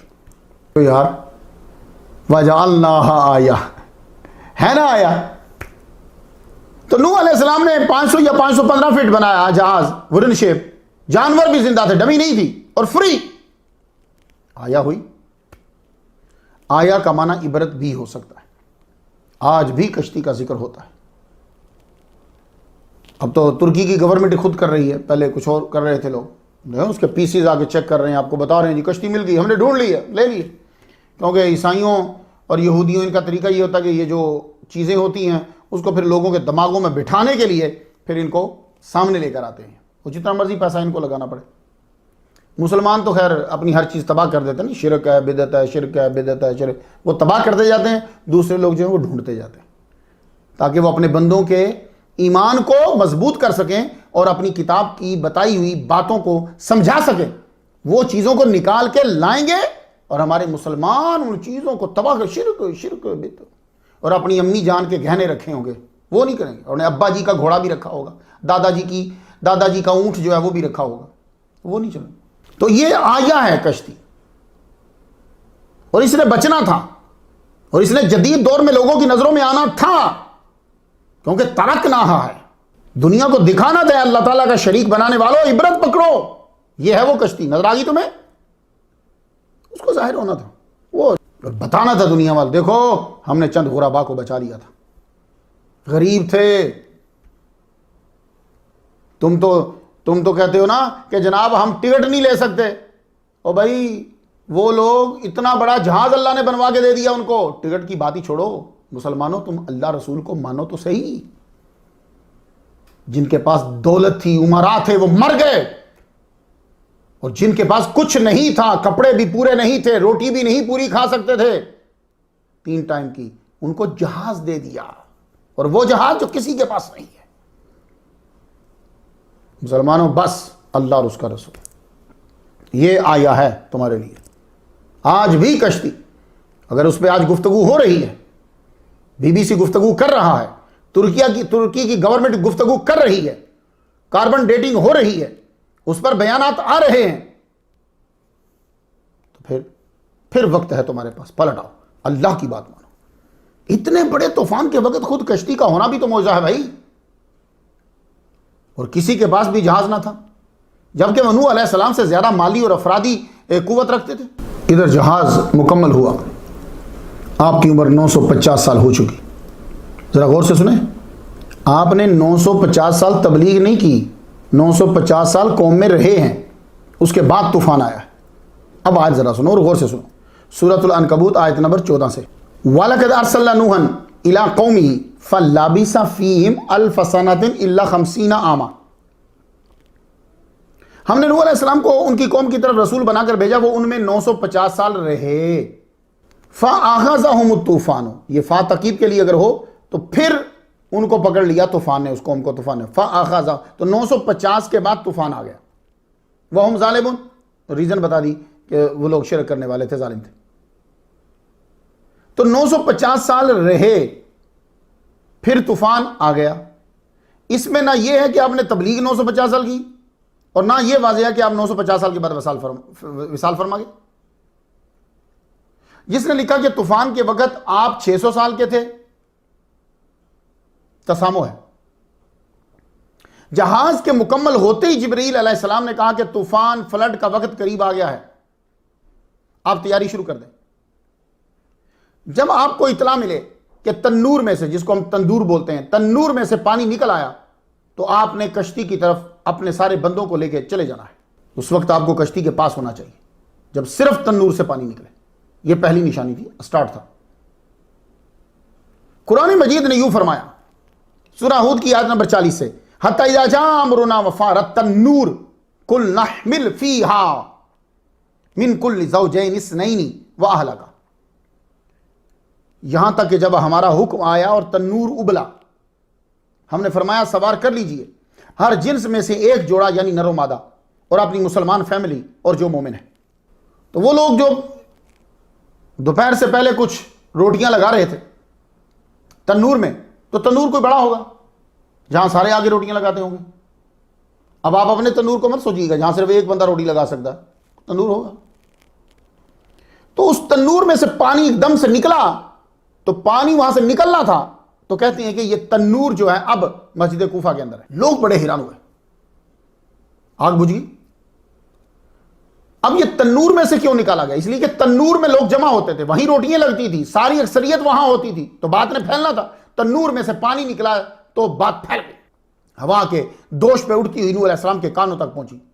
تو آپ نے فوراً مسلمانوں کو، وہ جو 73، وہ کل ٹوٹل 180 بنتے ہیں، چلو بھائی، سب بھاگے کشتی کی طرف.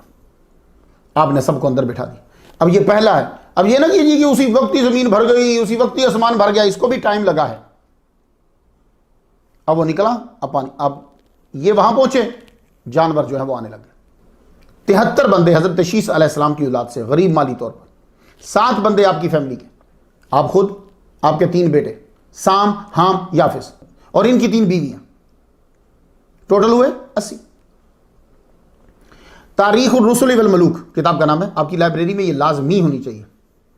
جلد اس کی پہلی ہے، صفحہ 187 سے 88 تک پڑھیں تو اس میں روایات کا ذکر کیا گیا. تو اکثر کا قول یہی ہے کہ 80 بندے تھے، 80 افراد تھے. ایک تفسیر ہے التفسیر الوسیط للقرآن الکریم، یہ تنتابی کی ہے. انہوں نے لکھا کہ کان عدد ہؤلاء الذین آمنوا بہ 80، کہ ان کی تعداد جو ہے وہ 80 تھی. اور بھی روایت آپ کو مل جائیں گی. بعض نے کہا کہ آپ کی 2 بیویاں تھیں، تو جو مومنہ بیوی تھی وہ آپ کے ساتھ تھی، اس کا نام والعہ ہے. آپ نے سب سے یہ کہا چلو بسم اللہ مجریہا و مرساہا ان ربی لغفور رحیم، تم یہ پڑھ کے سوار ہوتے جاؤ اور اوپر والے حصے میں چلے جاؤ. دن میں اختلاف ہے، بہرحال مہینہ رجب کا ہی تھا. کہتے ہیں کہ سب نے روزہ رکھا ہوا تھا، جو کچھ کھایا تھا سو کھایا. ایک روایت یہ ہے کہ کچھ پاس تھا ان کے. سب کو سوار کر لیا، اوپر والے کھانے میں بھیج دیا. خود نوح علیہ السلام جو ہے وہ دروازے کے آگے کھڑے ہو گئے. جانور آتے جا رہے ہیں تیزی کے ساتھ، آپ 2 کو اندر رکھتے جا رہے ہیں. پرندے آپ دوسرے حصے میں بھیج رہے ہیں، اور درندے اور جانور نیچے تو ہر جانور کی ایک قسم آپ لے رہے ہیں. یہ باقی جو اقسام ہیں یہ علاقہ اور ملاب سے، موسم سے یہ بعد میں بنی، کچھ خوراک کے اثرات کی وجہ سے بھی بنی. اب کتا کتنی اقسام ہے اس کی، سینکڑوں ہیں. تو کیا سینکڑوں کتے تھے؟ نہیں، ایک، جس سے آگے سب کتے یا کتے کی نسلیں چلی، وہ ایک یہ ہے، اس کو آپ سپیشی بھی کہتے ہیں. اب کتنے ٹوٹل پرندے اور جانور تھے قطعی طور پر معلوم نہیں ہے، لیکن کہا جاتا ہے کہ 16,000 سپیشیز، ڈفرنٹ سپیشیز تھی. 16,000. میں بریڈز کی بات نہیں کر رہا، سپیشیز کی بات کر رہا ہوں. اس کی میں مثال دیتا ہوں. ہاتھی کی 3 سپیشیز ہیں، ٹھیک ہے، تو کیا اس میں 6 ہاتھی تھے؟ نہیں، 2، ایک سپیشی، آگے اس کی جتنی ہے وہ نہیں، ایک اندر رکھ لی، سب پرندے جانور درندے سوار ہو گئے، پانی اب زمین سے دھڑا دھڑ نکلنے لگا، ٹھیک ہے، یہ جیسے کبھی آپ نے دیکھا ایک دم سے اکٹھے چشمے فاؤنٹینز ایک دم نکلتے ہیں، اس طرح سے پانی زمین سے نکلا۔ کبھی آپ دبئی گئے ہوں یا اور ممالک کے اندر بھی ہوتا ہے، جب وہ ایک دم سے فاؤنٹینز کو کھولتے ہیں تو وہ ایسے نکل، ایسے ہی سمجھیے کہ زمین کے مساموں سے پانی یوں نکلا۔ جب پانی نکل رہا تھا، ابھی پانی تھوڑا تھوڑا ہے کہ بندہ چل رہا ہے، یا بلا مبالغہ سورہ قمر کی آیت نمبر 12 ذرا سنیے، وَفَجَّرْنَا الْأَرْضَ عُيُونًا، خلاصہ یوں سمجھیے کہ زمین چشمہ بن گئی، پانی جذب نہیں کر رہی، نکال رہی ہے دھڑا دھڑ، اور بڑے جوش سے نکال رہی ہے، اور آسمان سے بھی پانی برسنا شروع ہو گیا۔ سورہ قمر آیت نمبر 11 سے فَفَتَحْنَا أَبْوَابَ السَّمَاءِ بِمَاءٍ مُنْهَمِرٍ، ہم نے آسمان کے دروازے کھول دیے۔ کیا مطلب؟ پانی پھینکنا شروع کر، زور کے بہتے پانی، بنا بادلوں کے پانی برسنا شروع ہو گیا۔ ویسے تو ووڈن شپ کو دریا میں لانچ کیا جاتا ہے، اس کے مختلف طریقے ہوتے ہیں، یا کنارے سے ہی ایسے اندر گرا دیا جاتا ہے، یا اس کو لایا جاتا ہے اور پھر اس کے اندر ڈالا جاتا ہے۔ لیکن اس کا نوح علیہ السلام کے جو ووڈن شپ ہے، جہاز ہے، اس کا طریقہ جو پانی خود آ رہا ہے نیچے، اور یہ یوں ایسے ایسے بڑھتی جائے، اور آہستہ آہستہ ہوا بھی تیز ہوتی جا رہی۔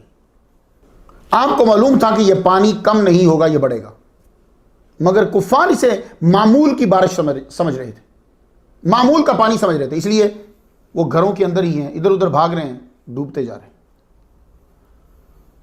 نوح علیہ السلام ابھی دروازے پہ کھڑے ہیں کہ آپ کی نظر آپ کے بیٹے پہ پڑ گئی، وہ بیٹا پہاڑی کی طرف جا رہا۔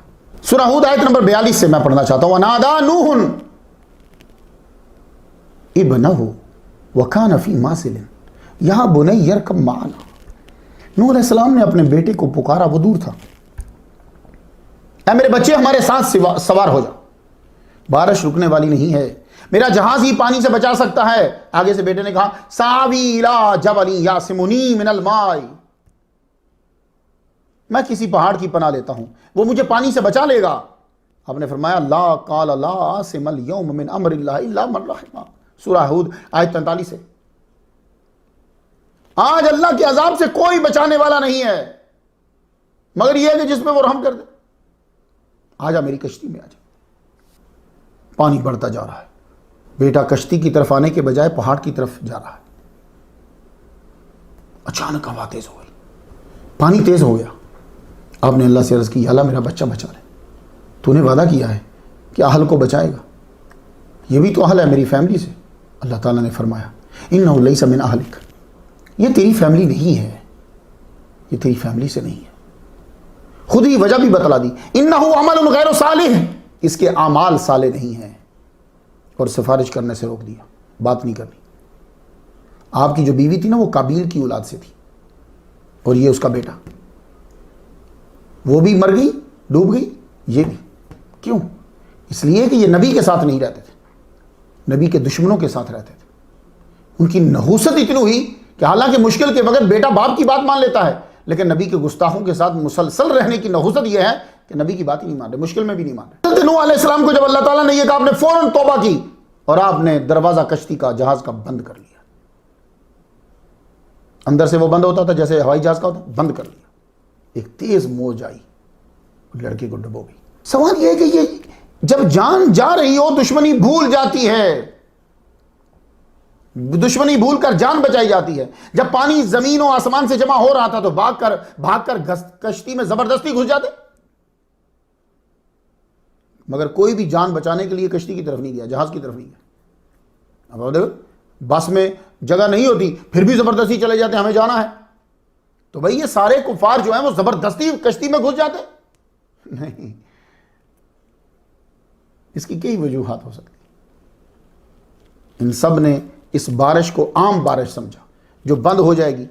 آغاز میں وہ گھروں میں ہی رہے، جب تک مسلمان دوسری مخلوق کے ساتھ جہاز میں سوار نہ ہو گئے، پانی کی سطح بلند نہ ہوئی، یہ گھروں میں رہے۔ اچانک پانی اس طرح زور کا شروع ہوا کہ اب ان کا بھاگ کر کشتی تک جانا ناممکن ہو گیا تھا، کئی گھروں میں پڑے ڈوب گئے، اور طاقتوروں کو طاقت کا گھمنڈ تھا کہ پہاڑ پر چڑھ جائیں گے، وہ وہاں چلے گئے، تقدیر ہی میں نہیں تھا تو جاتے کیسے؟ پانی بلند ہوتے ہوتے پہاڑوں کی چوٹیوں سے بھی بلند ہو گیا، اور ہوا بلا کی، اور پانی جیسے سمندر کی موجیں، بارش شروع ہوگی، 40 دن رات بارش چلتی رہی، اور ایک نارمل بارش نہیں ہے کن من ہوتی رہی، نہ، آسمان نے دروازے کھول دیے ہیں، زمین چشمہ بن چکی ہے، یعنی پانی سارا آپس میں مل گیا۔ فی موج کل جبال، کشتی ایسی موجوں میں جا رہی تھی جو پہاڑوں کی طرح، اس سے اندازہ لگاؤ، سمندر میں نہیں چل رہی، خشکی پہ ہے، خشکی میں پانی اتنا آ گیا کہ وہ موجیں بن گئی، اور موجیں بھی وہ جو پہاڑوں کی طرح ہیں۔ نوح علیہ السلام کے واقعے میں یہ سوال ضرور اٹھایا جاتا ہے کہ فلڈ آپ ہی کے علاقے میں تھا یا پوری زمین پہ آیا تھا؟ جواب یہ ہے کہ پانی پوری دنیا پہ آ گیا تھا، سمندر مل گئے تھے، اور مزید پانی آسمان سے اتارا گیا۔ یہ تو سب مانتے ہیں، جانتے ہیں کہ پانی پہاڑوں کی چوٹیوں سے کئی گز بلند ہو گیا، تو پہاڑوں کی چوٹیوں سے پانی تبھی بلند ہوگا جب پوری دنیا پہ پانی آیا ہو، ویسے پہاڑیوں کی چوٹیوں سے بلند نہیں ہو سکتا۔ اہل کتاب عیسائی یہودی مسلمان مانتے ہیں کہ ان کی کتب میں ہے کہ بریڈز اور سپیشیز کی اصل کا جوڑا تھا، پھر بھی 16,000 بنتے ہیں، ٹھیک ہے؟ ایک علاقے میں اگر فلڈ ہو تو ان کو ووڈن شپ میں بٹھانے کی ضرورت ہی کیا تھی؟ یہ دوسری دلیل ہے کہ پوری دنیا میں دیکھو نا، اگر ایک سٹی میں سیلاب آ جاتا ہے تو وہ جانور موو کر کے دوسرے میں چلے جائیں گے، تو ووڈن شپ بنانے کی، اتنا بڑا جہاز بنانے کی کیا ضرورت ہے؟ وہ تبھی ضرورت ہے کہ پوری دنیا پہ پانی ہے، یہ کہیں بھی جائیں گے تو مر جائیں گے۔ ایلیفنٹ ہند سے عراق گیا، کینگرو آسٹریلیا سے عراق آیا، ہر جانور اپنے علاقے میں رہتا تھا۔ ملک تو بعد میں بنے ہیں، جگہ تو تھی نا بھائی، آپ کہیں گے جی ہندوستان تو اب بنا ہو، بھائی جگہ تو تھی، یہ سائڈ تو ہوگی، وہ سائڈیں بھی ہوگی۔ تو ان کا دور دراز سے عراق کشتی کے پاس آنا یہ بتاتا ہے کہ فلڈ لوکل نہیں تھا۔ قرآن مجید میں ہے رب لا تذر علی الارض من الکافرین دیارا، روئے زمین پر کافروں میں سے کوئی بسنے والا نہ چھوڑ، تو اب آپ مجھے بتائیں کیا کسی مورخ نے لکھا ہے کہ یہاں کی آبادی کے علاوہ کہیں اور آبادی نہیں تھی؟ جناب یہاں تو 10 سال کے اندر فرق پڑ جاتا ہے، جائیے آپ جاؤ کہ دیکھیے 10 سال پہلے جب آپ گئے تھے پاکستان تو کیا تھا، تو 10 سال بعد جب گئے تھے تو کیا تھا، تو کم از کم بھی لگاؤ تو 2242 سال تو ہو چکے تھے آدم علیہ السلام کے بعد۔ تو یہ بھی یہ آیت رب لا تذر علی الارض من الکافرین دیارا بھی بتا رہی ہے، اور بائبل بھی یہ کہتی ہے کہ ہر گوشت پہ پانی آیا، تو معلوم ہوا کہ کوئی انسان نہ بچا۔ تو یہ فلڈ لوکل نہیں تھا، پوری زمین پر ہے۔ لوکل فلڈ ہوتا ایک اور لوکل فلڈ ہوتا تو پرندے جہاز پر بٹھانے کی ضرورت کیا تھی؟ اب دیکھیے نا، پرندے تو ہوا میں اڑتے ہیں، اگر یہ اس سٹی میں ہے فلڈ تو یہ پرندے سارے اڑ کر دوسرے سٹی میں چلے جائیں، ان کو لے کر جہاز میں بٹھانے کی کیا ضرورت ہے؟ یہ تو ویسے چلو جانوروں کا تو ہو گیا، ان کو کیا پرابلم ہے؟ یہ تو 11,000 مائل کا سفر کرتے ہیں پرندے، بریڈنگ کے لیے، فیڈنگ کے لیے، خوراک کے لیے سینکڑوں مائلز کی اڑان بھر کر دوسرے ممالک میں چلے جاتے۔ For example bar tailed godwits جو ہے، non stop flight from Alaska to New Zealand 11,000 kilometre, تو پرندے ان کو بٹھانے کی کیا ضرورت ہے؟ سب سے پہلے چڑیا بیٹھی تھی نوح علیہ السلام کی کشتی کے اندر، تو چونکہ پانی پوری دنیا کی زمین پر آ گیا تھا، یہی وجہ ہے کہ پانی کا کوئی جانور آپ نے جہاز میں نہیں بٹھایا، باقی سارے پرندے بھی اور درندے بھی، یہ بھی آپ نے ہر ایک سپیشی ایک لے لی اصل جو تھی۔ ووڈن شپ کا سائز تقریباً 500 فٹ بتایا جاتا ہے، ٹھیک ہے، کچھ نے تھوڑا سا فٹ زیادہ کر دیا۔ اب یہ اس کا جو سائز ہے نا 500 فٹ یا 515، یہ بتاتا ہے کہ فلڈ لوکل نہیں تھا، کیونکہ آپ نے دیکھا ہوگا کہ جب لوکل فلڈ آتا ہے تو آرمی کون سے جہاز لے کر آتی ہے بھائی؟ تو پانی کے سائز کے مطابق جہاز اس کے اندر ڈالا جاتا ہے، تو چھوٹی کشتی گلی محلے میں ہوتا ہے، سٹی میں ہوتا ہے تو چھوٹی کشتیاں آتی ہیں، 500 فٹ کا جہاز نہیں آتا جناب۔ آج بھی آپ جائیں قطر میں، عمان میں، بلوچستان میں جائیں، آپ دیکھیں کشتیوں کے سائز کا آپ کو پتہ چل جائے گا، پانی کے سائز کے حساب سے 6 ماہ تک، اور ایک حوالہ ہے 1 سال تک نوح علیہ السلام کا جہاز پانی پہ چلتا رہا۔ لوکل فلڈ اتنا لمبا نہیں ہوتا، جہاز میں انجن نہیں لگے ہوئے تھے کہ آپ کہیں کہ جی وہ موو کرتا جا رہا تھا، نہیں، کوئی انجن نہیں تھا اس کے اندر، پانی ہی اس کو لے جا رہا تھا جہاں لے جا رہا تھا۔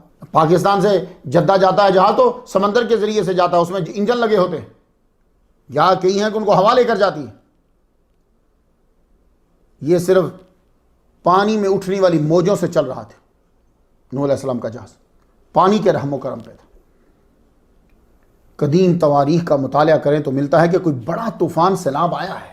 آپ اگر اسٹڈی کریں اس کی، ایک جرمنی محقق کا حوالہ دیتے ہوئے ڈاکٹر برجلانی صاحب نے لکھا اپنی کتاب کے اندر کہ امریکہ اور افریقہ کے درمیان علاقہ ہے اٹلانٹس، شاید اٹلانٹا کو کہا گیا ہے، کسی دور میں سارا ڈوب گیا. جنوبی افریقہ اور عرب کو ملانے والا درمیانی علاقہ لیموریا، کہتے ہیں کہ یہ سارا کسی دور میں پانی کی زد میں تھا. تاریخ ملل قدیمہ میں خالدیہ کی سلطنت کی سٹوری جو ہے وہ بیان کی جاتی ہے. بالکل وہ سٹوری اگر آپ پڑھ لیں تو ایسے ہی لگتا ہے جیسے نوح علیہ السلام کی سٹوری. جہاز کا بھی ذکر ہوگا، فلڈ کا بھی ذکر ہے. تو بہرحال تحقیق میں اللہ ہر ایک کے لیے حصہ رکھتا ہے. مجھے صرف یہ بتانا تھا کہ سیلاب پوری دنیا پہ آیا، کشتی والے بچے اور پانی والے جانور بچے. جو لوگ اس طوفان کا انکار کرتے ہیں ان کی ایک وجہ یہ ہو سکتی ہے کہ اس کے ماننے سے اللہ کے وجود کو اور انبیاء کو ماننا پڑے گا. وہ پھر کیا کرتے ہیں؟ معجزے کو اس طرح تشریح کرتے ہیں کہ وہ نارمل معمول کا واقعہ لگے، تاکہ اللہ کی طاقت اور ہیبت لوگوں کے دلوں سے جو ہے وہ کم ہو جائے.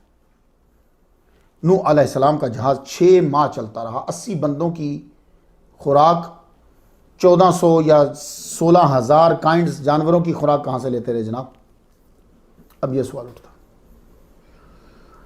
80 بندوں کی روٹی، 80 بندوں کا کھانا، 80 بندوں کی رفع حاجت، وہ ساری چیزیں.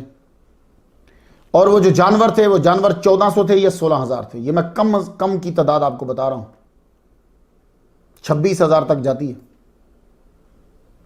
ان کا کھانا کہاں رکھا ہوا تھا 6 ماہ کے لیے؟ یا تو یہ ہے کہ آپ معجزہ کیا کر نکل جائیں، یا جیسے کین ہیم نے امریکہ میں کنتھکی میں بنائی ہے، اس کے اندر اس نے بتایا کہ یہ خوراک یہاں سیو کرتے تھے، یہاں فضلہ تھا اس کا. اللہ کے بندے کشتی بند تھی، پانی مسلسل اوپر سے برس رہا تھا، 40 دن اور 40 راتیں برستا رہا ہے پانی. یہ خوراک اتنی زیادہ آپ کیسے دے سکتے ہو؟ اتنا تو ٹائم ہی نہیں ملا کہ خوراک کو اتنا زیادہ جمع کر لیا جائے. اب خوراک ہوتی کتنی ہے وہ ذرا آپ اندازہ کر لیجئے. ایک ہاتھی جو ہے نا، ایک دن میں 24 گھنٹہ ایک دن ہوتا ہے نا، ایک دن میں ایک ہاتھی 50 سے 100 کلو کھاتا ہے، 30 سے 50 گیلن پانی پیتا ہے. میں ایک ہاتھی کی بات کر رہا ہوں، تو 2 ہاتھی تھے تو 6 ماہ کے لیے اندازہ خود کے لگا دیجیے کتنا کھانا سیو کرنا تھا. شیر ڈیلی 5 سے 8 کلو کھاتا ہے، 6 ماہ کا حساب لگا لیجیے 2 کے لیے. زرافہ ایک دن میں 34 کلو کھاتا ہے، 6 ماہ کے لیے 2 کا حساب کر لیجیے. گائے ایک دن میں 50 سے 60 کلو خوراک لیتی ہے. جدید محققین نے 14 سے لے کر 26,000 کائنڈز کی بات کر رہے ہیں بھائی جدید محققین. اور بندے ٹوٹل تھے 80 عورتیں ملا کر. جناب 6 ماہ کی ان کی خوراک کے لیے الگ سے ایک اور جہاز جو ہے اس کی ضرورت پڑے، سب کی خوراک جمع کرنے کے لیے، پھر سب کی خوراک کو لوڈ کرنے کے لیے. وقت کی بھی ضرورت ہے، افراد کی بھی ضرورت ہے. مجھے یہ سمجھانے کی ضرورت نہیں آج کے دور میں، آپ لوگ جانتے ہی ہو کہ جب میری کوئین یا یہ آپ کا شپ جو ہے یا یہ آپ کے جو اوپر اڑنے والے جہاز ہیں، جب یہ جاتے ہیں تو ان کے کھانا لوڈ کرنے اور ان لوڈ کرنے کے لیے کتنے بندوں کا استعمال ہوتا ہے. خاص طور پر جو شپ جاتے ہیں آج جدید دور کے اندر بھی کتنی بڑی کمپنیز جو ہیں ہم سے وابستہ ہیں اور کتنے بندے. 6 ماہ کشتی بند رہی، خود جانور مر جاتے. تو کچھ لوگوں نے اپنی مرضی سے جواب دیے ہیں.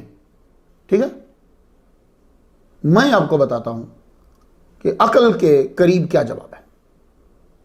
یہ ذہن میں رکھ لیں کہ یہ سارا واقعہ آیا ہے، معجزہ ہے. معجزہ بنتا ہی تب ہے کہ قانون فطرت میں تبدیلی آئے اور کام پھر بھی ویسا ہی خوبصورت اور اعلیٰ ہو جیسا قانون فطرت کے ساتھ ہوتا ہے. بنا کھائے آج بھی پرندے اور جانور جیتے ہیں. میرا جواب سن لیجیے، بنا کھائے بنا پیے آج بھی جانور جیتے. یہ ٹونی جا رہا ہے، جائیے ریسرچ کر لیجیے. اسے کیا کہتے ہیں؟ ہائبرنیشن. یعنی شدید سردی میں خوراک کی کمی کی وجہ سے جانور سو جاتے ہیں، باڈی ٹیمپریچر لو کرتے ہیں، کئی ماہ پڑے رہتے ہیں، ہارٹ بیٹ کم کرتے ہیں، ہاضمہ سست کرتے ہیں اور پڑے رہتے ہیں. تو جب مثال مل رہی ہے تو پرابلم میں پڑنے کی ضرورت کیا ہے بھائی؟ میں آپ کو مثال دیتا ہوں. بیز، بی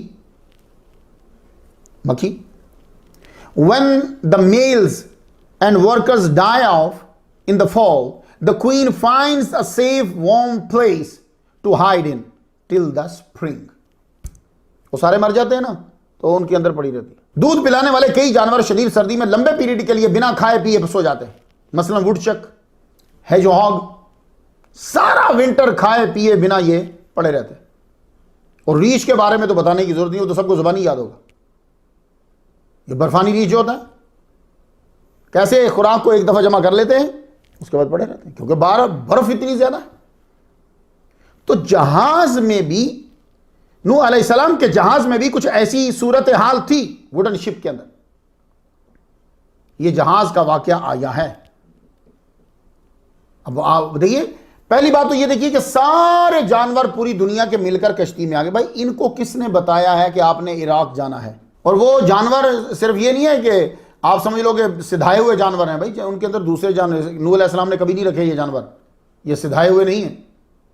سدھایا ہوا بھی ہونا گھوڑا، آپ کو گھوڑا ایک جگہ سے دوسری جگہ لے جانا ہونا تو اس کو اوپر سوار کرتے ہوئے آپ کو نانی یاد آ جائے گی. وہ سدھائے ہوئے جانور بھی ہوں تو آپ نے ایک جگہ سے دوسری جگہ لے جانا ہے تو اس کو سوار کرنا بڑا مشکل ہو جاتا ہے. یہ گائے اکثر آپ لے کر جاتے ہیں لوگ، آپ کو بیل لے جانے ہوتے ہیں، پوچھا کیجئے ذرا ان سے.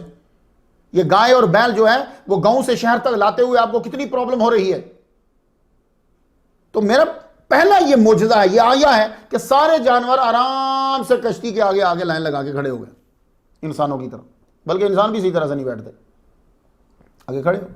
تو ہم نے سنا نہیں کہ جہاز جو ہے وہ ہماری W11 کی طرح پھر رہا ہو اور جہاں سواری وہیں بریک ماری. نہیں، ایک دفعہ پیک ہو گیا ہوائی جہاز کی طرح، بس اس نے چلنا تھا، پھر اس نے رکنا نہیں تھا. تو سارے جانور وہاں آئے. تو نوح علیہ السلام کا جہاز جو ہے وہ پھر چلتا رہا. تو میں آپ کو بتانا یہ چاہتا ہوں کہ جتنے جانور تھے وہ اپنی خوراک پہلے سے ہی لے کر آ کے اس کے اندر کھا کے جمع کر لیا، سب لیٹ گئے. کسی نے کسی کو کچھ نہیں کہا، یہ یاد رکھیے.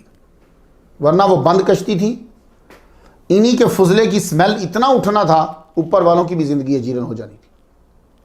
پرندے، جانور، ایون کہ انسان بھی، میرا جہاں تک خیال ہے اللہ تعالیٰ نے ان کو سلا دیا ہے.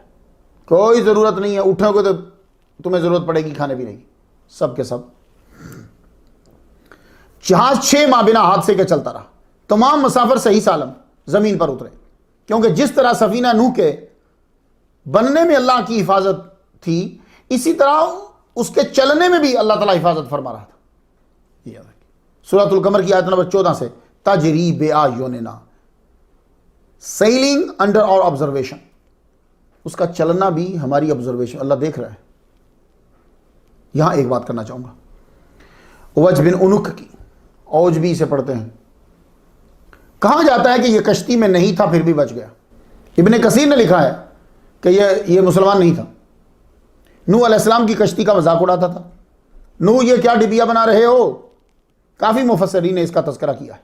امام قرطبی نے اپنی الجامع لحکام القرآن 84 سورۃ القمر جزاء لمن کان کفر کے تحت لکھا ہے کہ اوج بن عنق کے علاوہ کوئی نہ بچا، پانی اس کے گھٹنے تک آتا تھا. تو بچنے کا سبب کیا ہے جی؟ یہ کیوں بچ گیا؟ جب نوح علیہ السلام کا بیٹا جو ہے وہ انہ عمل غیر صالح، مذاق کرنے والے سارے ڈوب گئے، یہ مذاق بھی کرتا تھا، مسلمان بھی نہیں تھا، اپنے باپ کا بھی نہیں تھا یہ، تو یہ کاہے کو بچ گیا بھائی؟ تو پھر ان کو جواب دینا تھا تو کہنے لگے یہ اصل میں نوح علیہ السلام کو سیریا سے لکڑی چاہیے تھی تو یہ وہاں سے لکڑی لے کر آیا تھا. المنذر نے ابن عمر کے حوالے سے اپنی تفسیر میں لکھا ہے کہ 13,000 گز اس کا قد تھا. خیر ہو گئی. 3,000 کی بھی روایات ہیں.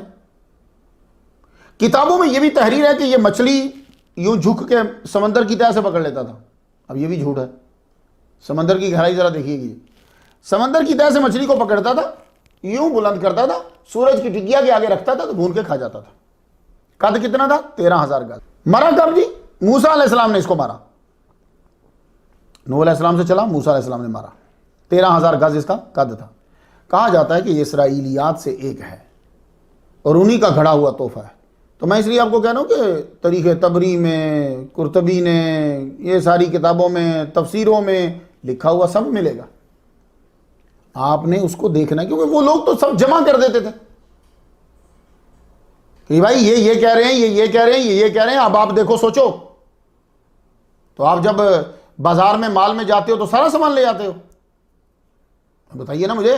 اکثر لوگ وہ جی وہ فلاں کتاب والے نے یہ لکھا. فلاں کتاب والے نے لکھا تو ٹھیک ہے، تو ہمیں دیکھنا ہے نا کہ کس چیز کو ماننا ہے کہ کس چیز کو نہیں ماننا.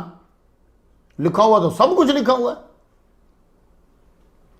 اب یہ جو بندہ بتایا جاتا ہے، اب دیکھیے ذرا، نوح علیہ السلام کو اس سے لکڑی کی منگوانے کی ضرورت کیوں پڑی؟ نوح علیہ السلام نے خود درخت گوائے ہیں.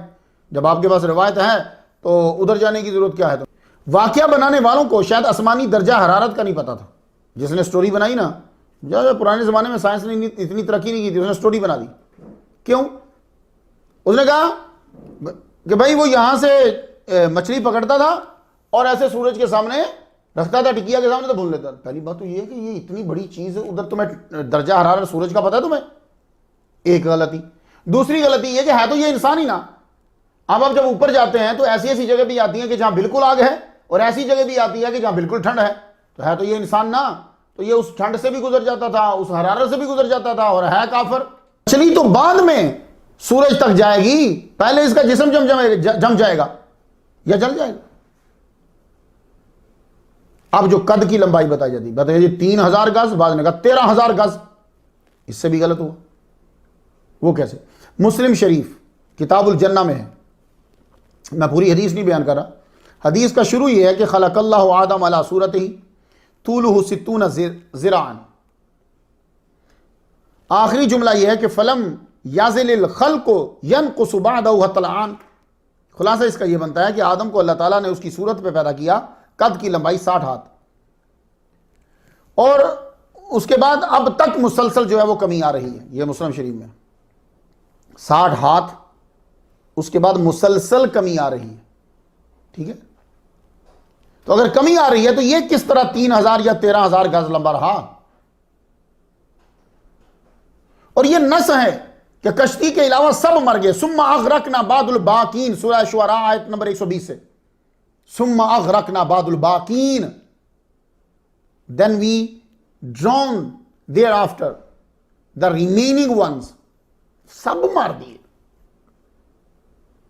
تم کہہ رہے ہو کہ یہ موسیٰ علیہ السلام نے اس کو مارا ہے، 13000 گز والے آدمی کو. وَجَعَلْنَا ذُرِّيَّتَهُ هُمُ الْبَاقِينَ، سورۃ الصافات آیت نمبر 77، کہ باقی صرف ان کی ذریت میں سے رہا ہے اور کوئی نہیں رہا. تو یہ تو ان کی ذریت سے نہیں، یہ تو اپنے باپ کا بھی نہیں تھا. تمہیں نے لکھا تفسیروں میں. سٹوری میں بہت سے شبہات ہیں. میں نے اس کو اس لیے بیان کر دیا کہ نوح علیہ السلام کا جب بھی ذکر ہوتا ہے تو اس کا ذکر ضرور کر دیتے. میں نے آپ کو یہ بتایا ہے کہ بہت ساری روایات جو ہیں تو لکھا ہوا بہت کچھ ہے جناب. یہ نہ بتائیں اس نے لکھا، اور یہ بھی ضروری نہیں ہے کہ بڑا کوئی مستند راوی ہے اور اس نے لکھا ہے. ہو سکتا ہے اس نے اس لیے لکھا ہو کہ بھائی جیسے اب میں بیان کر رہا ہوں، میں بھی تو بیان کر رہا ہوں، مستقبل میں میری کتابوں کے اندر بھی تو اس کا تذکرہ ہوگا، لیکن میں کس لیے بیان کر رہا ہوں؟ آپ کو بتانے کے لیے کہ بھائی جو نبی کا مذاق اڑاتا ہے اس کو زندہ نہیں رکھا. جو نبی کی کشتی سے باہر تھا وہ زندہ نہیں رہا انسانوں میں سے جس کا گوشت ہے. اب کشتی مسلسل 6 ماہ جو ہے وہ چلتی رہی. طوفان جو ہے وہ تھم گیا. کشتی چلتی چلتی کعبے کا طواف کرتی کرتی سعودی عرب سے سفر کرتی کرتی یہ کشتی کہاں آ گئی؟ طوفان تھم گیا لیکن پانی نہیں تھما. طوفان تھپنا اور ہے، پانی کا نیچے جانا اور ہے، یہ دونوں میں فرق ہے. سورہ ہود کی آیت نمبر 44 سے وکیل یار دبلائی ماں کی و یا سماؤ اقلئی وغید الماؤ وقضی الامر واستوت علی الجود. زمین کو حکم دیا گیا کہ پانی سوالو کر لو، آسمان سے کہا گیا بارش ہولڈ کر لو. تو ظاہر نتیجتاً پانی کی سطح جو ہے وہ کم ہونے لگی. کام ہو چکا، کفار سب ڈوب کے مر گئے 6 ماہ بعد، 5 ماہ بعد یا سال بعد، صحیح اللہ ہی جانتا ہے. کشتی آ کر جودی پہاڑ پر لگ گئی. ٹھیک ہے، ابھی نیچے نہیں آئے، یہ پہاڑ پر آ کر کشتی جودی پہاڑ پہ آ کے. آپ کو اب وہی آتی ہے سورہ ہود کی آیت نمبر 48 سے قیل یا نوح بت بسلام منا وبرکات علیک وعلی امم ممن معک. یہ جودی پہاڑ پہ لگی، پھر یہ آگے آئی، تیسرے پہ آ کر جا کے بالکل رک گئی. اس لیے آپ جو اب جدید نقشے آپ دیکھ رہے ہیں تو یہ پہاڑ ساتھ ساتھ ہیں، ادھر رکی، پھر تھوڑی سی سلپ ہوئی، تیسرے پہ آ کے سٹاپ. یہ جودی پہاڑ ہے کہاں؟ پڑھ کے بڑا ٹائم لگ جائے گا. میں تو خلاصہ ہی بیان کروں گا. طبقات ابن سعد نے لکھا انتہت الی الجودی وهو جبل بالحسنین من ارض موصل. وہ کہتے ہیں کہ ارض موصل تفسیر ابن کثیر میں حضرت ضحاک نے کہا کہ الجودی جبل بالموصل. تفسیر الجلالین میں ہے جبل بالجزیرۃ بقرب الموصل.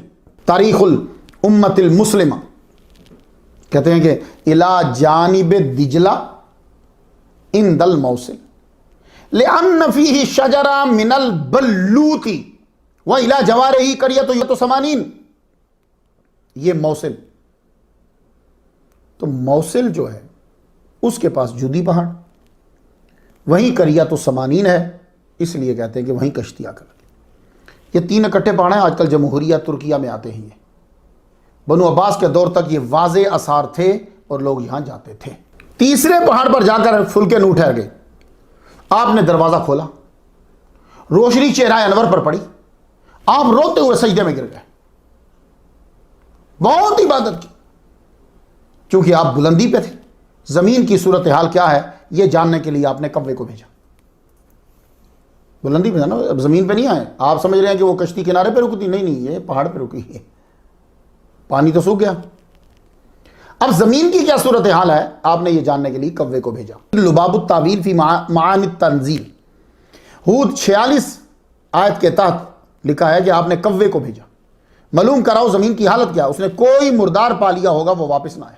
کوے پہ میں گفتگو 79 نمبر سٹوری پہ کر آیا. پھر آپ نے کبوتر کو بھیجا.